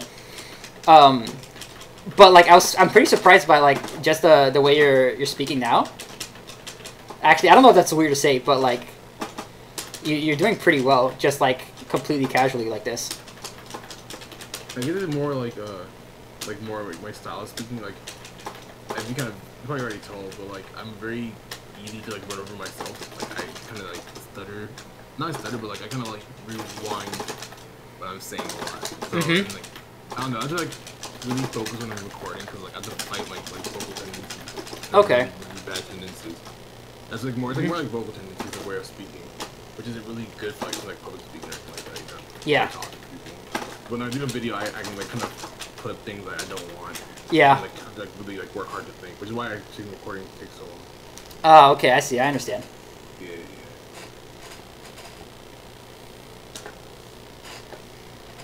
But it's alright. I mean, I get by. So how's your script going? I really worked on it. Right now I'm kind of stuck on like where I want to go, because right now it's kind of reading off as kind of plot summary. Yeah. Like I don't want it to be too much. I don't mind doing like a plot summary kind of video, but like I want to make sure that I'm interlacing it with my own Like thoughts, you know? Yeah. Like thoughts about like breaking it down and start talking. Yeah. Pretty much like in my video is about I don't like telling what it's about, but it's about like looking at like how I thought the soccer quest, the main focus of soccer quest, really like a lot of people like will focus on rejuvenating like the town, you know what I mean, like the kind of implications of like real Japan and like how the shows help to revitalize efforts to in like real life to do Japanese yeah, like rural revitalization of the countryside, right? Revitalization. But I was like, my thought about it, which might not be like a super deep thought, obviously. But I kind of thought it was more like rejuvenating the characters, because like a lot of times, if I started the show, I kind of see like all these characters starting off kind of missing something. You know, they're all missing something in life to a degree. There's, like one character that doesn't really, but in a way she kind of does. Like not really in a way she's missing something, but like she doesn't like kind of consider things in a way. So you like the kind of like thought and processing that sense of the word. So I'm trying to do that, but like not read all like oh, this is like happening with this, and this. You know, I mean, obviously if you watch the show, you can watch it, but like anyway, so you can understand it if you already watched it, but kind of structure it in a way of writing that makes it seem like I'm not reading a plot summary. Yeah. Okay, I understand. Yeah, that's the hard part. Yeah. Yeah. I'm hoping Pretend doesn't talk about the thing I talked about. If he did, I'm gonna just like die. I'll literally just crumple. I'll like just crumple to like a little inflated ball. Yeah. Oh, that's always a hard one, man. I understand. And like on both counts, because like that kind of video where you're like, I guess, challenging the way people currently talk about a show. It's hard because you need to like, I guess, recontextualize the way they look at things, right? But without just giving a plot summary to do it. Because I had the exact same problem with my ReZero video. Because that's the only one that I think like I actually kind of like wrote out a little bit. And I was doing like the same concept of changing like, okay, people think like ReZero's talking about this, but it's not. It's actually talking about this. And I ended up just giving like too big of a plot. Like, here's the plot again, but like from my perspective. But I just ended up being too much plot. Yeah. Definitely. I definitely can understand that. Like, I think all my videos have revolved around using the plot, but like, I try to use like the plot for certain points. And for the most part, it works. I know I had a friend tell me for my one video that I did on Poke's Udon World. Probably like no one watched, sadly. That's a good show. But, I haven't watched it.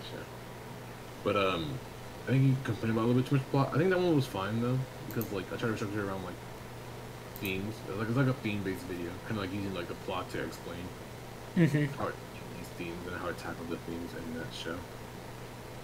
But I guess I had to kind of refocus writing on this one. I might just wait for what's it called, Prudenti to make his video. I might just do another video instead, and just wait to see what he says. And if he doesn't say what I'm saying on it, then do it. Yeah. Not a bad idea. I don't want to scrap it, but I might just like kind of try to retool it enough so it doesn't say something. But I don't want to like make 2 videos back to back. Cause like if that works, I do it again. If I still do it, I just have enough time between our videos that maybe people won't notice. I might think I'm a copy, but I'll take that. But because I know I'm not. Okay, so the good thing is if for like whatever reason somebody comments like, you just copied Pedantic's video, you can link them this live stream. I mean, to be fair, I don't even watch Pedantic, so. I like don't watch anyone anymore. Okay, not anyone. I watch like. I don't know if I watch anyone consistently anymore. I watch a few. I don't watch a lot of people because I don't want to like have my opinions swayed too much.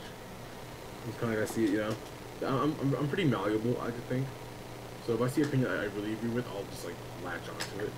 Okay. I kind of like easily adapt it to my lexicon. Yeah. I try to avoid watching too many people, so I don't have that problem. Which is why I watch a lot more film people, because I don't really watch a lot of film at all. So like I can't really be. I mean, I kind of just don't really care. I mean, I care about film like a general base, but compared to like anime, I'm not. It's deeply entrenched.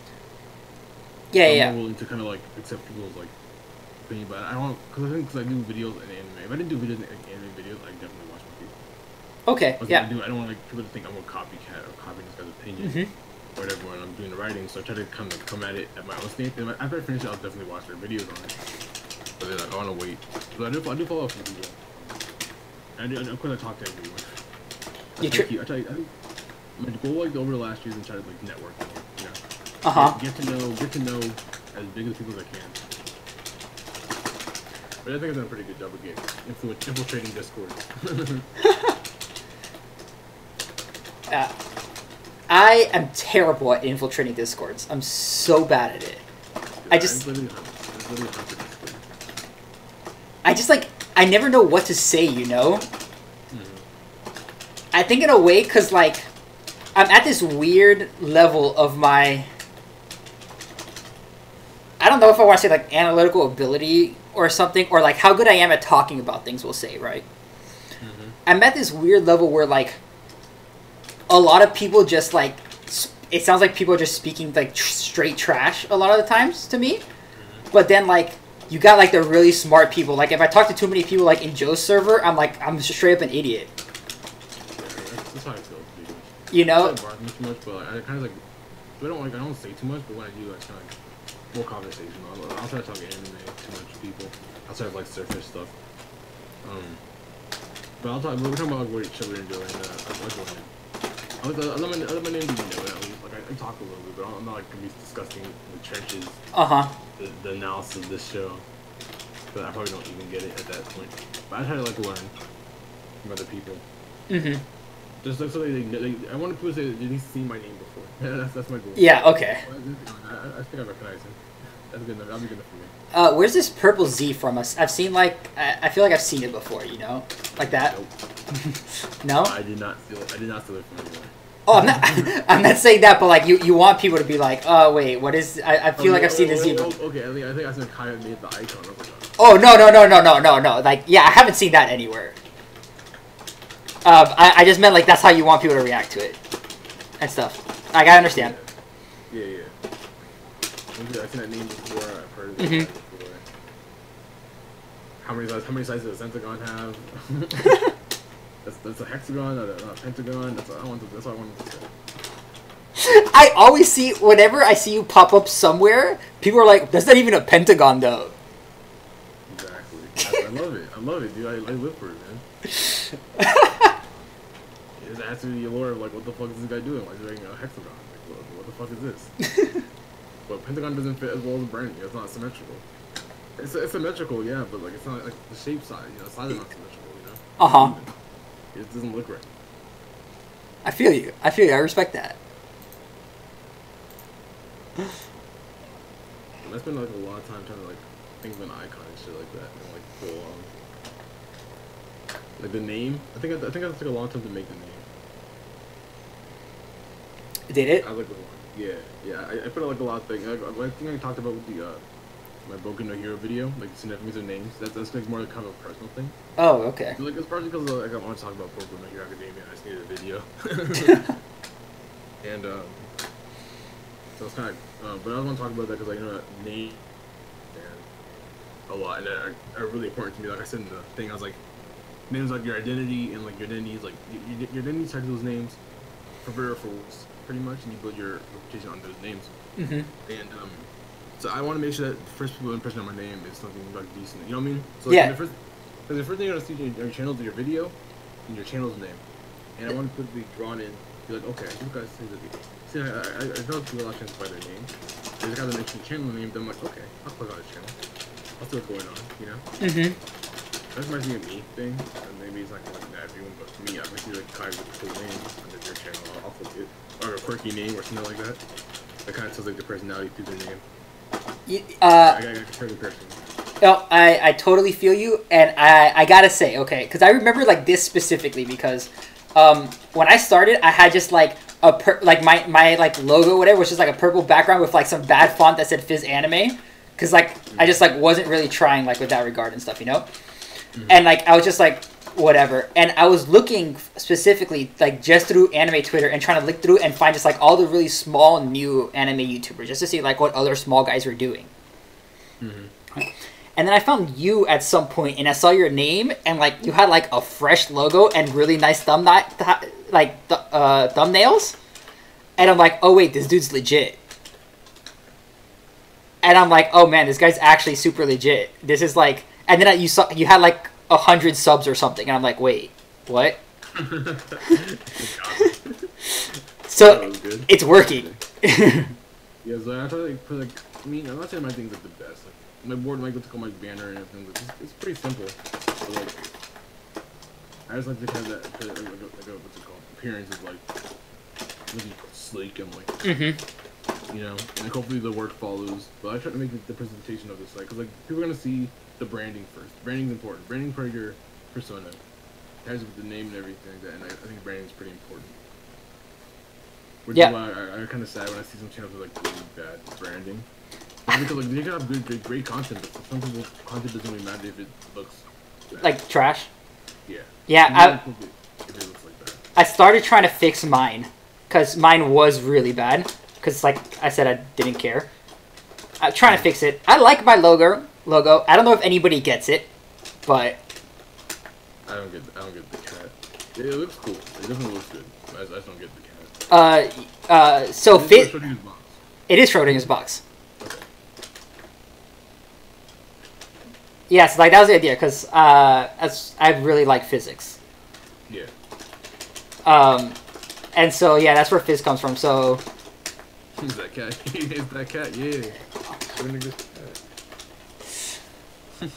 Yeah. So that's what I went for. Oh yeah, Alex. Like yeah.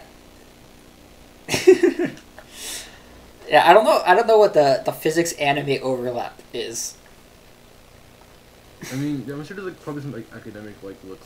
Like I know there's a lot of interesting academia stuff. Like, I don't like read a lot of academia honestly, because like I just don't read a lot. But like I've seen some interesting like ideas of like structures of like theses and stuff like that. But some science stuff related to it. It's like really weird connections, but like it's really kind of cool. Yeah, I don't know. I've never come across any. I know my favorite is that Gunbuster. Have you seen Gunbuster? I've not seen Gunbuster. I've heard of it though. Okay, so it actually does some interesting science things, and it combines modern relativity with like 1800s like bad physics that's been debunked so far, and combines them, and like even has like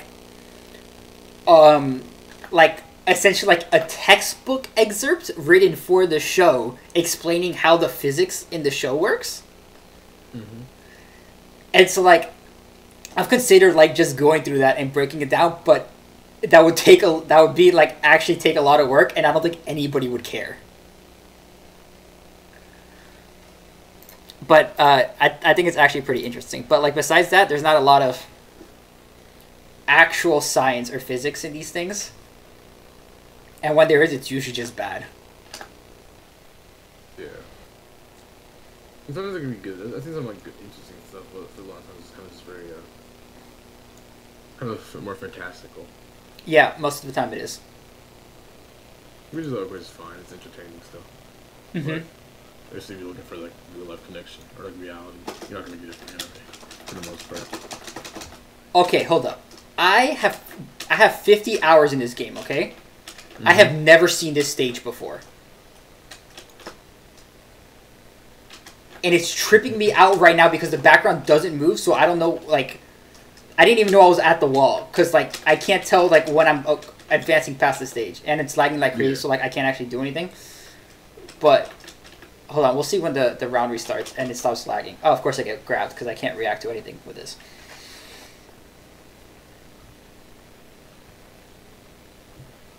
Freeway has you up against the wall, dang. Like wall infinity. Yeah, the wall is bad. But look, like the background like doesn't move, so it doesn't like I have no idea like where my respective positioning on the stage is. Oh, I'm at the wall. Now I know where I am. I know it doesn't move. That's what it is. Mm-hmm.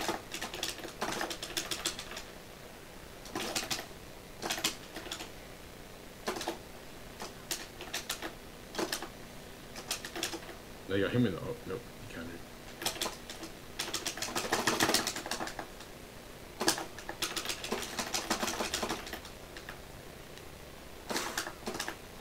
Nope. Dead. I don't think I have time to block that. But... Okay. Oh! Okay. I have some anime I want to talk about. I remember I've been wanting to talk about this. Have you seen A Silent Voice? No. Oh, no? Mm-mm. Okay. Everybody's freaking out about it. I don't like it. Really? Yeah. I've heard people like it more than Than Your Name, right? Yeah. So I definitely think that like I think for the purposes of why I don't like it, it's actually really useful to compare it to Your Name. But what's my issue again? Yeah, so it's like A Silent Voice is definitely like better directed, better animated, all that kind of stuff, right? Like, it definitely feels like a better film. Mm-hmm. So I can definitely see why people like it more. But I think that it's not nearly as good at getting you to, like, connect with the characters as Your Name was. Which is weird to say because, like, it really feels like... ooh, bad burst. And I'm just going to get wrecked in the corner now.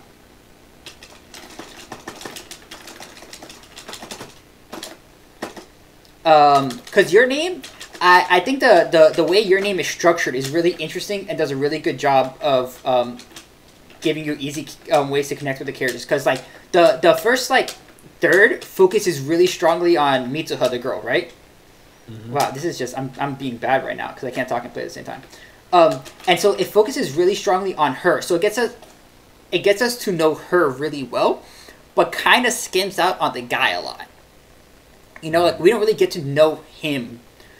It really focuses on her. So when the movie takes her away from him, it gives us an immediate connection with the guy, like, in a way to immediately relate to him. You know? So, like, if we look at, like, that as, like, a theme of, like, losing, like, a lost love and stuff, even if we haven't experienced that ourselves, we still have a point of reference in order to relate to this character.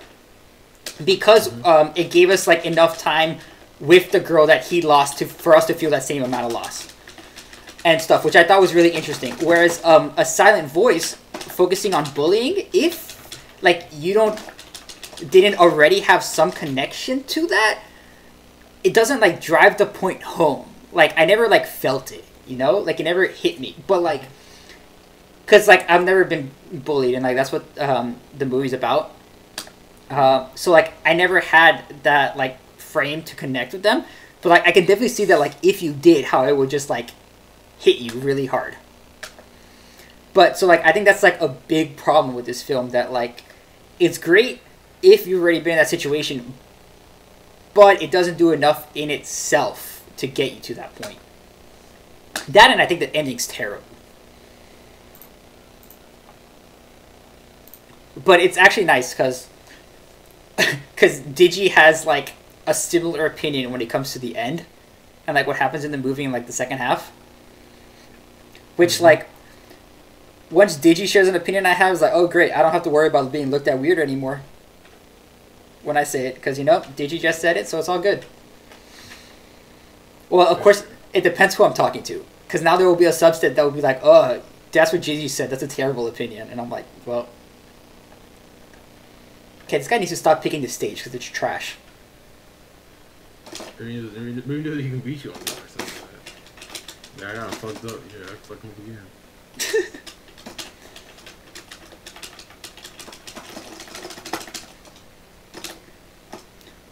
Like, that was so weird. Like, he jumped up and I felt like I just went into the floor.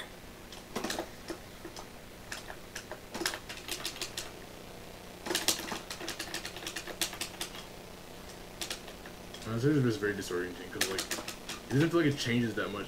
Even if you jump, if you go to the end of the stage, like, it doesn't, like, it's like pretty static.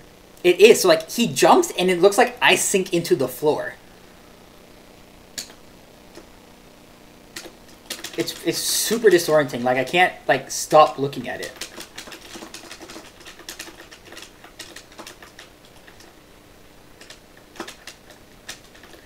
Honestly, someday I'm going to learn to counter these throws.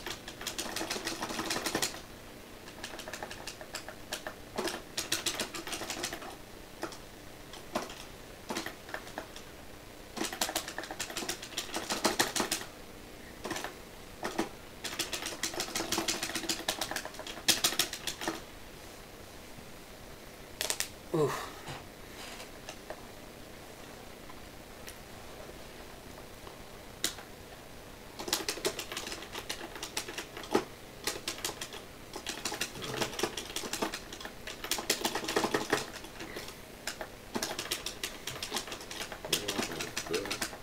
Alright. What's up? So I just kind of getting bills for like my emergency room visit from like September 1st. Oh. Yeah. Bills are the best. Yeah. So I'm working like a lawyer from like because they had to do like take care of like stuff with like insurance stuff. It's like pretty bad. But it's whatever. I'm not like stressed out about it. It'll turn up right. You know? Mm-hmm. I was trying to think. I think I was stressing out really hard about it like a few weeks ago. Mm-hmm. But yeah, no point stressing about stuff I can't really control. Yep, that's fair. Alright, I think I'm gonna head out soon. Mm-hmm. Because it's starting to get late over here. But, How's it for you? Like, what? Is it East Coast too? No, I'm, Central, so it's like almost 11. But... Get on the 12 o'clock grind, dude. Dude, I go to sleep really early, usually. Oh, no. I feel you, though. Don't worry. That's probably for the best. Mm-hmm. Good night rest, you know. Good exercise, you know. All that good stuff. Yeah, I don't get nearly as much as I should. But I tend to. Plus, you know, I got, like... My girlfriend was able to find me a SNES Classic. Oh, nice. So I got it sitting on my bed right now. And, like, I will probably just shower and play some Earthbound for a while. You lucky duck. I thought about getting one. I probably could find one, but I just didn't really feel the need for it. But, like, it's pretty cool. Very, very cool. Yeah, like, I definitely didn't need it. Like, I could probably... Like, I've played most of these games, like, on an emulator already. Mm-hmm. But, like, at the same time, like, with the controller... And I really liked it just for, like, 2-player modes. Because, like, my girlfriend is not into video games at all. Yeah. So, like, we could play Kirby together and stuff. You know? Like, we could do something. Wait, somebody's playing Skullgirls. Maybe I'll move into that a little bit. Let's see. I haven't played Skullgirls in forever. Let's get in there and see what happens. But yeah, so that's why I'm really enjoying it. Do I not even have it installed on this computer? Oh my god, I don't even have it installed on my desktop. It's pretty small though, I think, right? Yeah, I can get it downloaded quickly.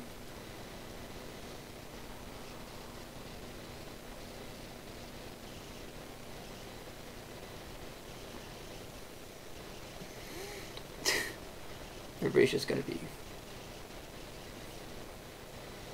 yeah, it's Skullgirls time. Hold up.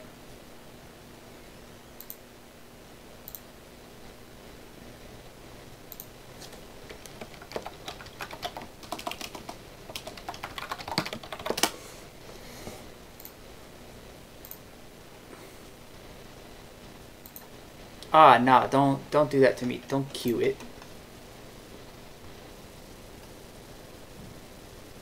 It'll... Oh, 5 minutes? I can wait 5 minutes. Let's talk about stuff. What? It's like Nico Nee is not allowed on PayPal. Really?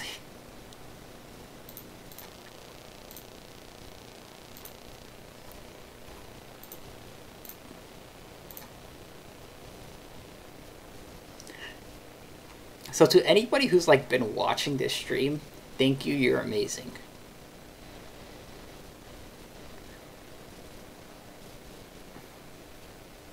Here, I'm gonna put this Discord link. Just have it saved. Yes, Alec, I'm talking about you. You're amazing. Oh man, I just remembered that I started a video series where I asked everybody to send me recommendations, and I was gonna watch and talk about all of them. I gotta get back into that. I still have like a significant list. Hold on, let me see if I can find it. No, it's not. Oh, it's on a different PC, so I can't even put it on the screen right now. But there's still like a bunch of shows on there. I have to get back into it. Maybe I should use this season since I'm not watching anything else. But I gotta watch and take notes on May Dragon.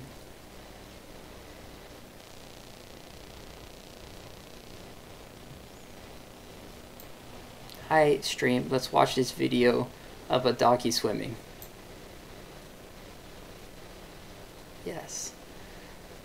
This is truly the highest quality of live streams.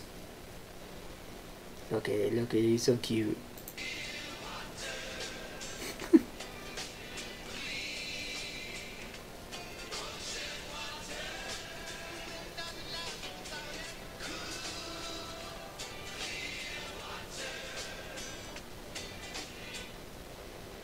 Corgis are my favorite thing ever. Are they? Yeah, like my favorite dog. They're just adorable.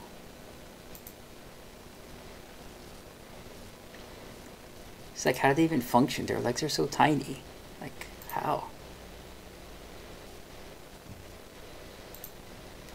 I have no idea.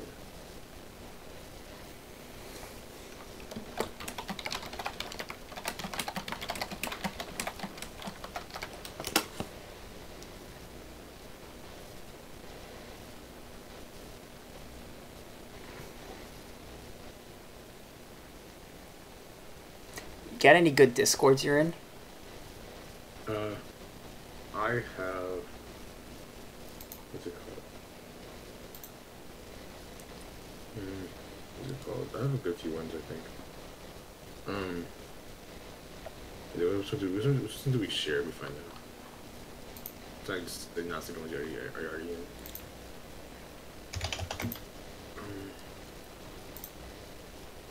Oh, well, now you're friends on Discord. I guess I sent you a friend request, so that'll just like tell us.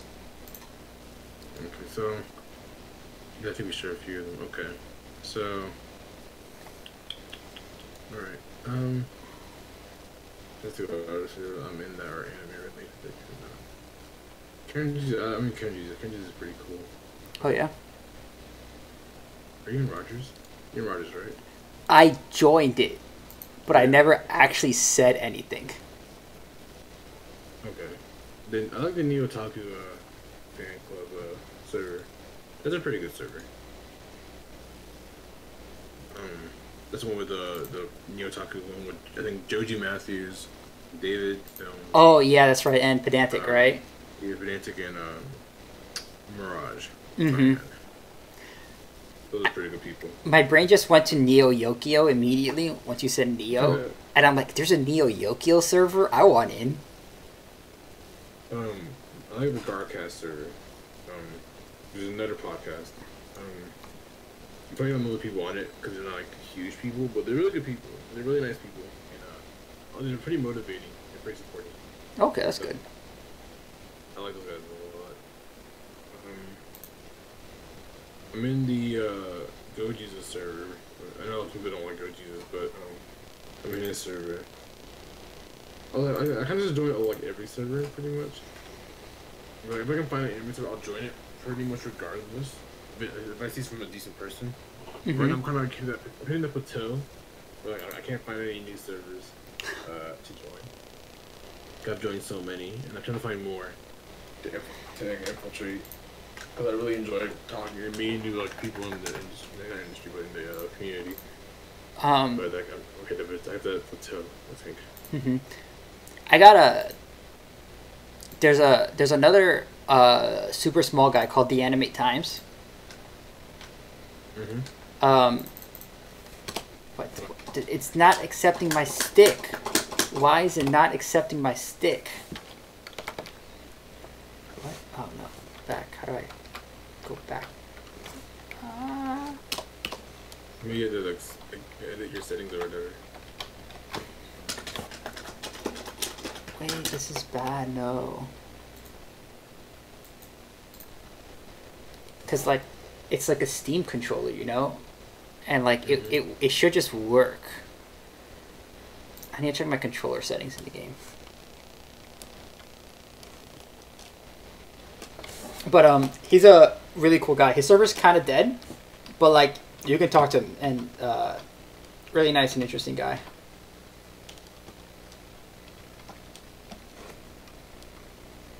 How do I even have this thing laid out? What is my light kick? Is accept? I thought this was light kick.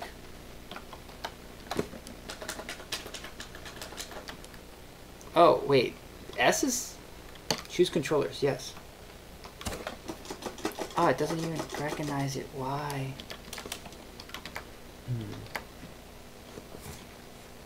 Maybe look up your stick on or maybe put a keyboard on it? Yeah, I don't know.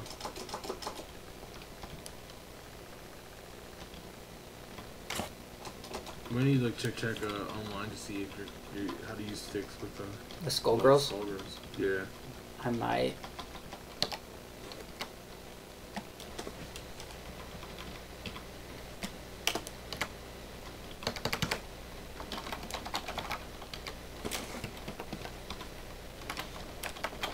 I don't even know what button it is that accepts, like the accept button, you know?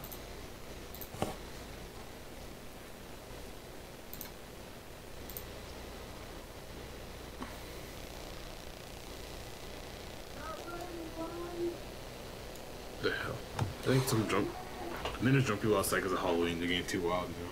Oh. Let me take a look.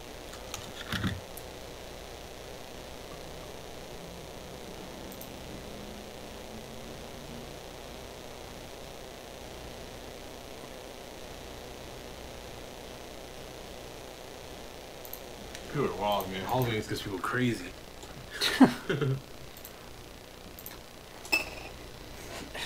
Yeah. No, it's too much. I need my quiet. I moved like off campus the second I could. Yeah, I'm on campus too, but you know, it's usually not too loud over here. But it's not the other random, like, you know, people on like the weekend, you know, some people come on like drunk or whatever. Okay. I understand, yeah. Yeah, it's not completely rowdy. Honestly, on campus is like less rowdy for me, I think. But it's kind of more stiffening because you have to work with a roommate and stuff like that. That sucks. Alec, I am not really good at fighting games. I'm good enough to play. Oh, well, I think this is already mapped perfectly. Yes. Is it good now? Yeah, it's working. Alright, nice.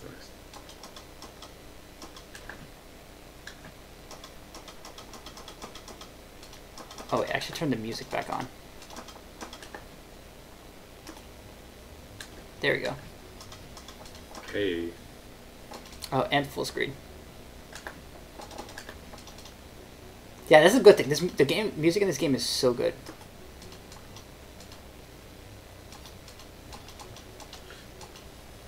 I thought about like buying it because it's like really cheap right now. It's like what, $3 I think.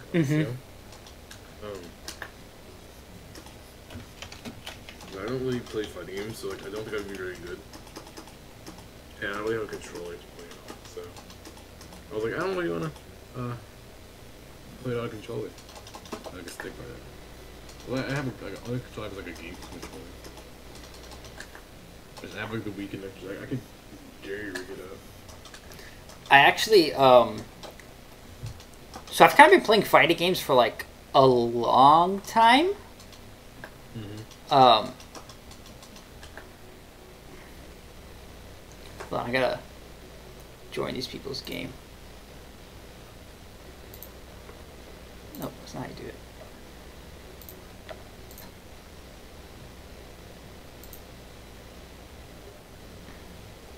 There it is.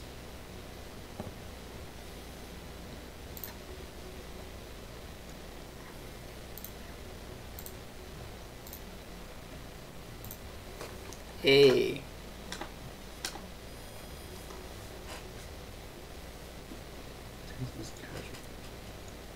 Okay, I'm not playing. Oh, at least I am playing. Okay, I haven't played Skullgirls in a long time.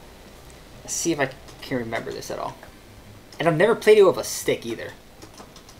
So I actually learned how to play again on... Oops. On keyboard.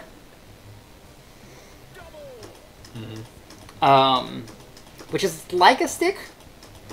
Except the lack of an actual stick made it so that I couldn't do several moves, which is why I ended up buying an actual stick.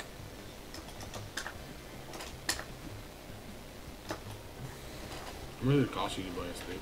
This was $60. Let's see if you're up to scratch. Are you playing online? Yeah, I'm playing against people. Okay.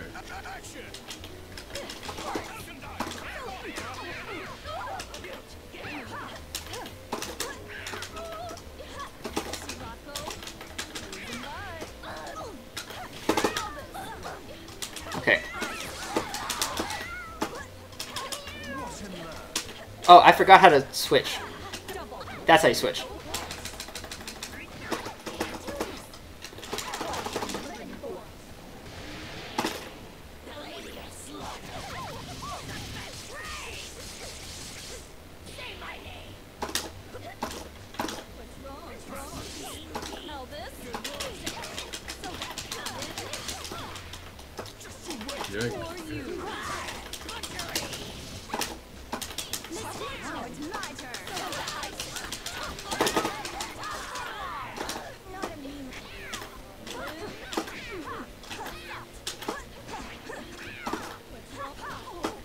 Nope.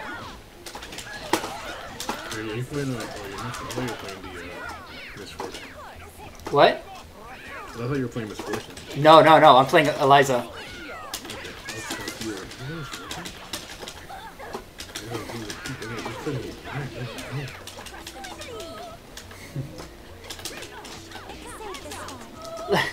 Let him win? No. You're just destroying this, man. You're trying to make morale and everything.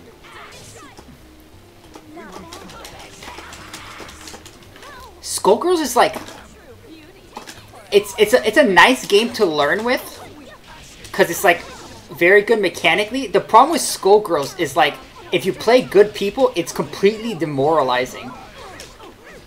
Yeah, I think my friends are like really big into like Skullgirls. And usually ends up with 1% person that's like really good. Yeah, like... I mean, that's to the more like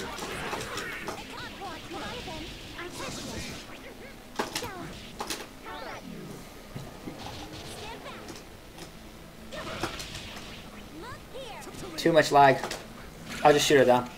So the thing about Skullgirls is that it's super reset based, which means you do a combo, and then they get knocked down. And then, like, you have options once they get knocked down for what to do. And sometimes it's like 50-50. So, like, when you're on the floor, you either, like, block one way or block another way. And if you pick the wrong one, you get into the combo again. Or, like, if you don't know, like, the options, because, like, you don't really play, you can just keep getting put into these reset situations and then get, like, wrecked and wrecked and wrecked and comboed from 0 to, like, death instantly. And so, like, that's an issue with this game. And plus, you know, you gotta deal with the whole 3 characters thing. So you gotta learn how to play, like, 2 to 3 people. But it has a good tutorial, and it's a game that, like, I guess I started actually learning on, so you know, it's a good option.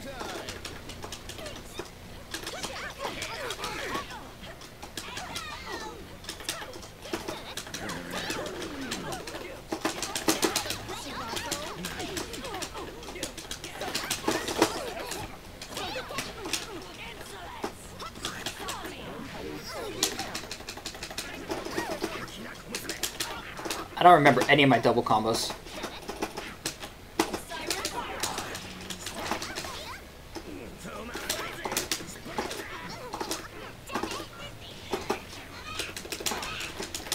Zentagon, you're in that like Rocket Busters Discord, right? With Ryder.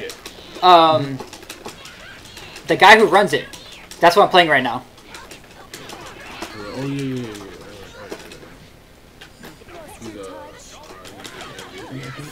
What?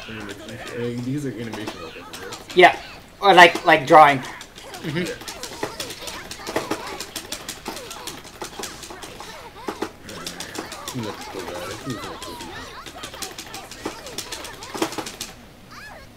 I think I got in there because of like. I found it on Wicked House video. Not trope, but like my little scroll there. Mm-hmm. I don't know, because I don't go there anymore. I've been there on there months, because I don't see a purpose. Yeah. Alright, at least this is looking a lot better for me than Blaze Blue was.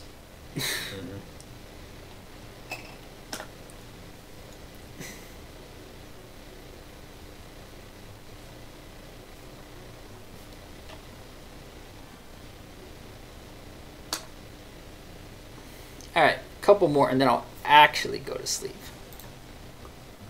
Get that good old rest in.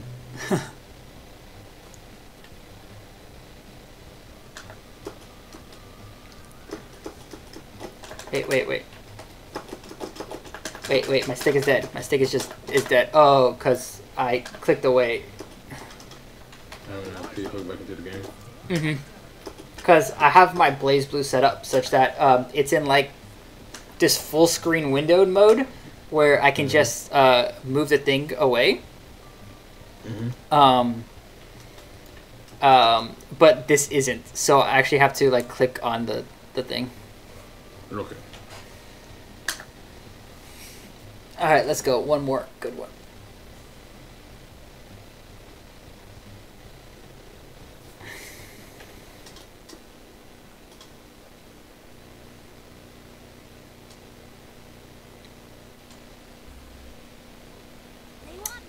Ah, Cerebella. Alright, this means... Ah, not good. Get zoned.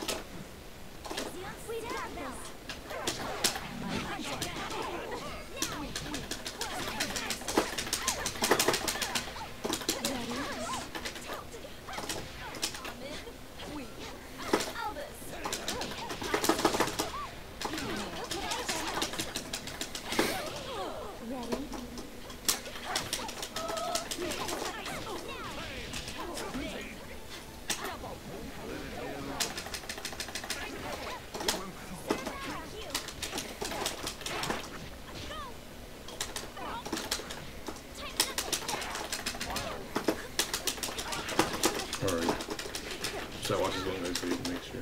So I was gonna do a video. The next one I'm gonna do before I do this, probably gonna be the new game. Because I love new games with passion. Oh, really? Yeah. So I was like, I'm gonna talk about new game. Yeah. Talk about new game then. Yeah.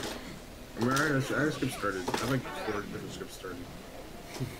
Each of the varying degrees of the stopping question one for the progress. So I have like 600 words right now.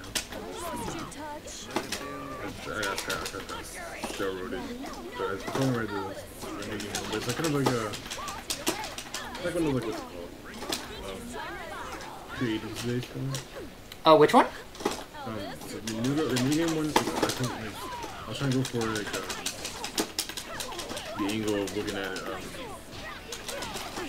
looking at it in the sense of like a YouTuber sense, you know, kind of relating it to like the YouTube struggle, I guess. Oh, for what, new game? Yeah. Okay. I can see that. You show like a very whatever look at it, but, like, because it's kind of like more of it's a creative, just a creative in general, like, you know. Yeah. Kind of looking at it in the sense of like the issues that come as like being a creator of any sort of like creative kind of content.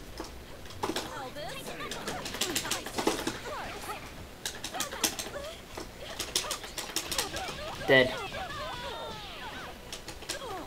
Finish him. End him. End his life. Oh, he can't handle it. Get that reset. Dead with chip.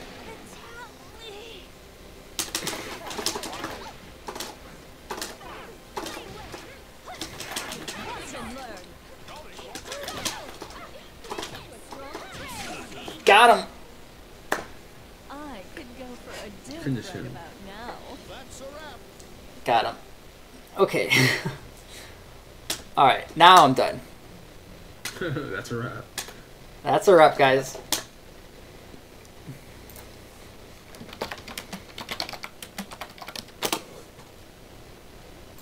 Okay.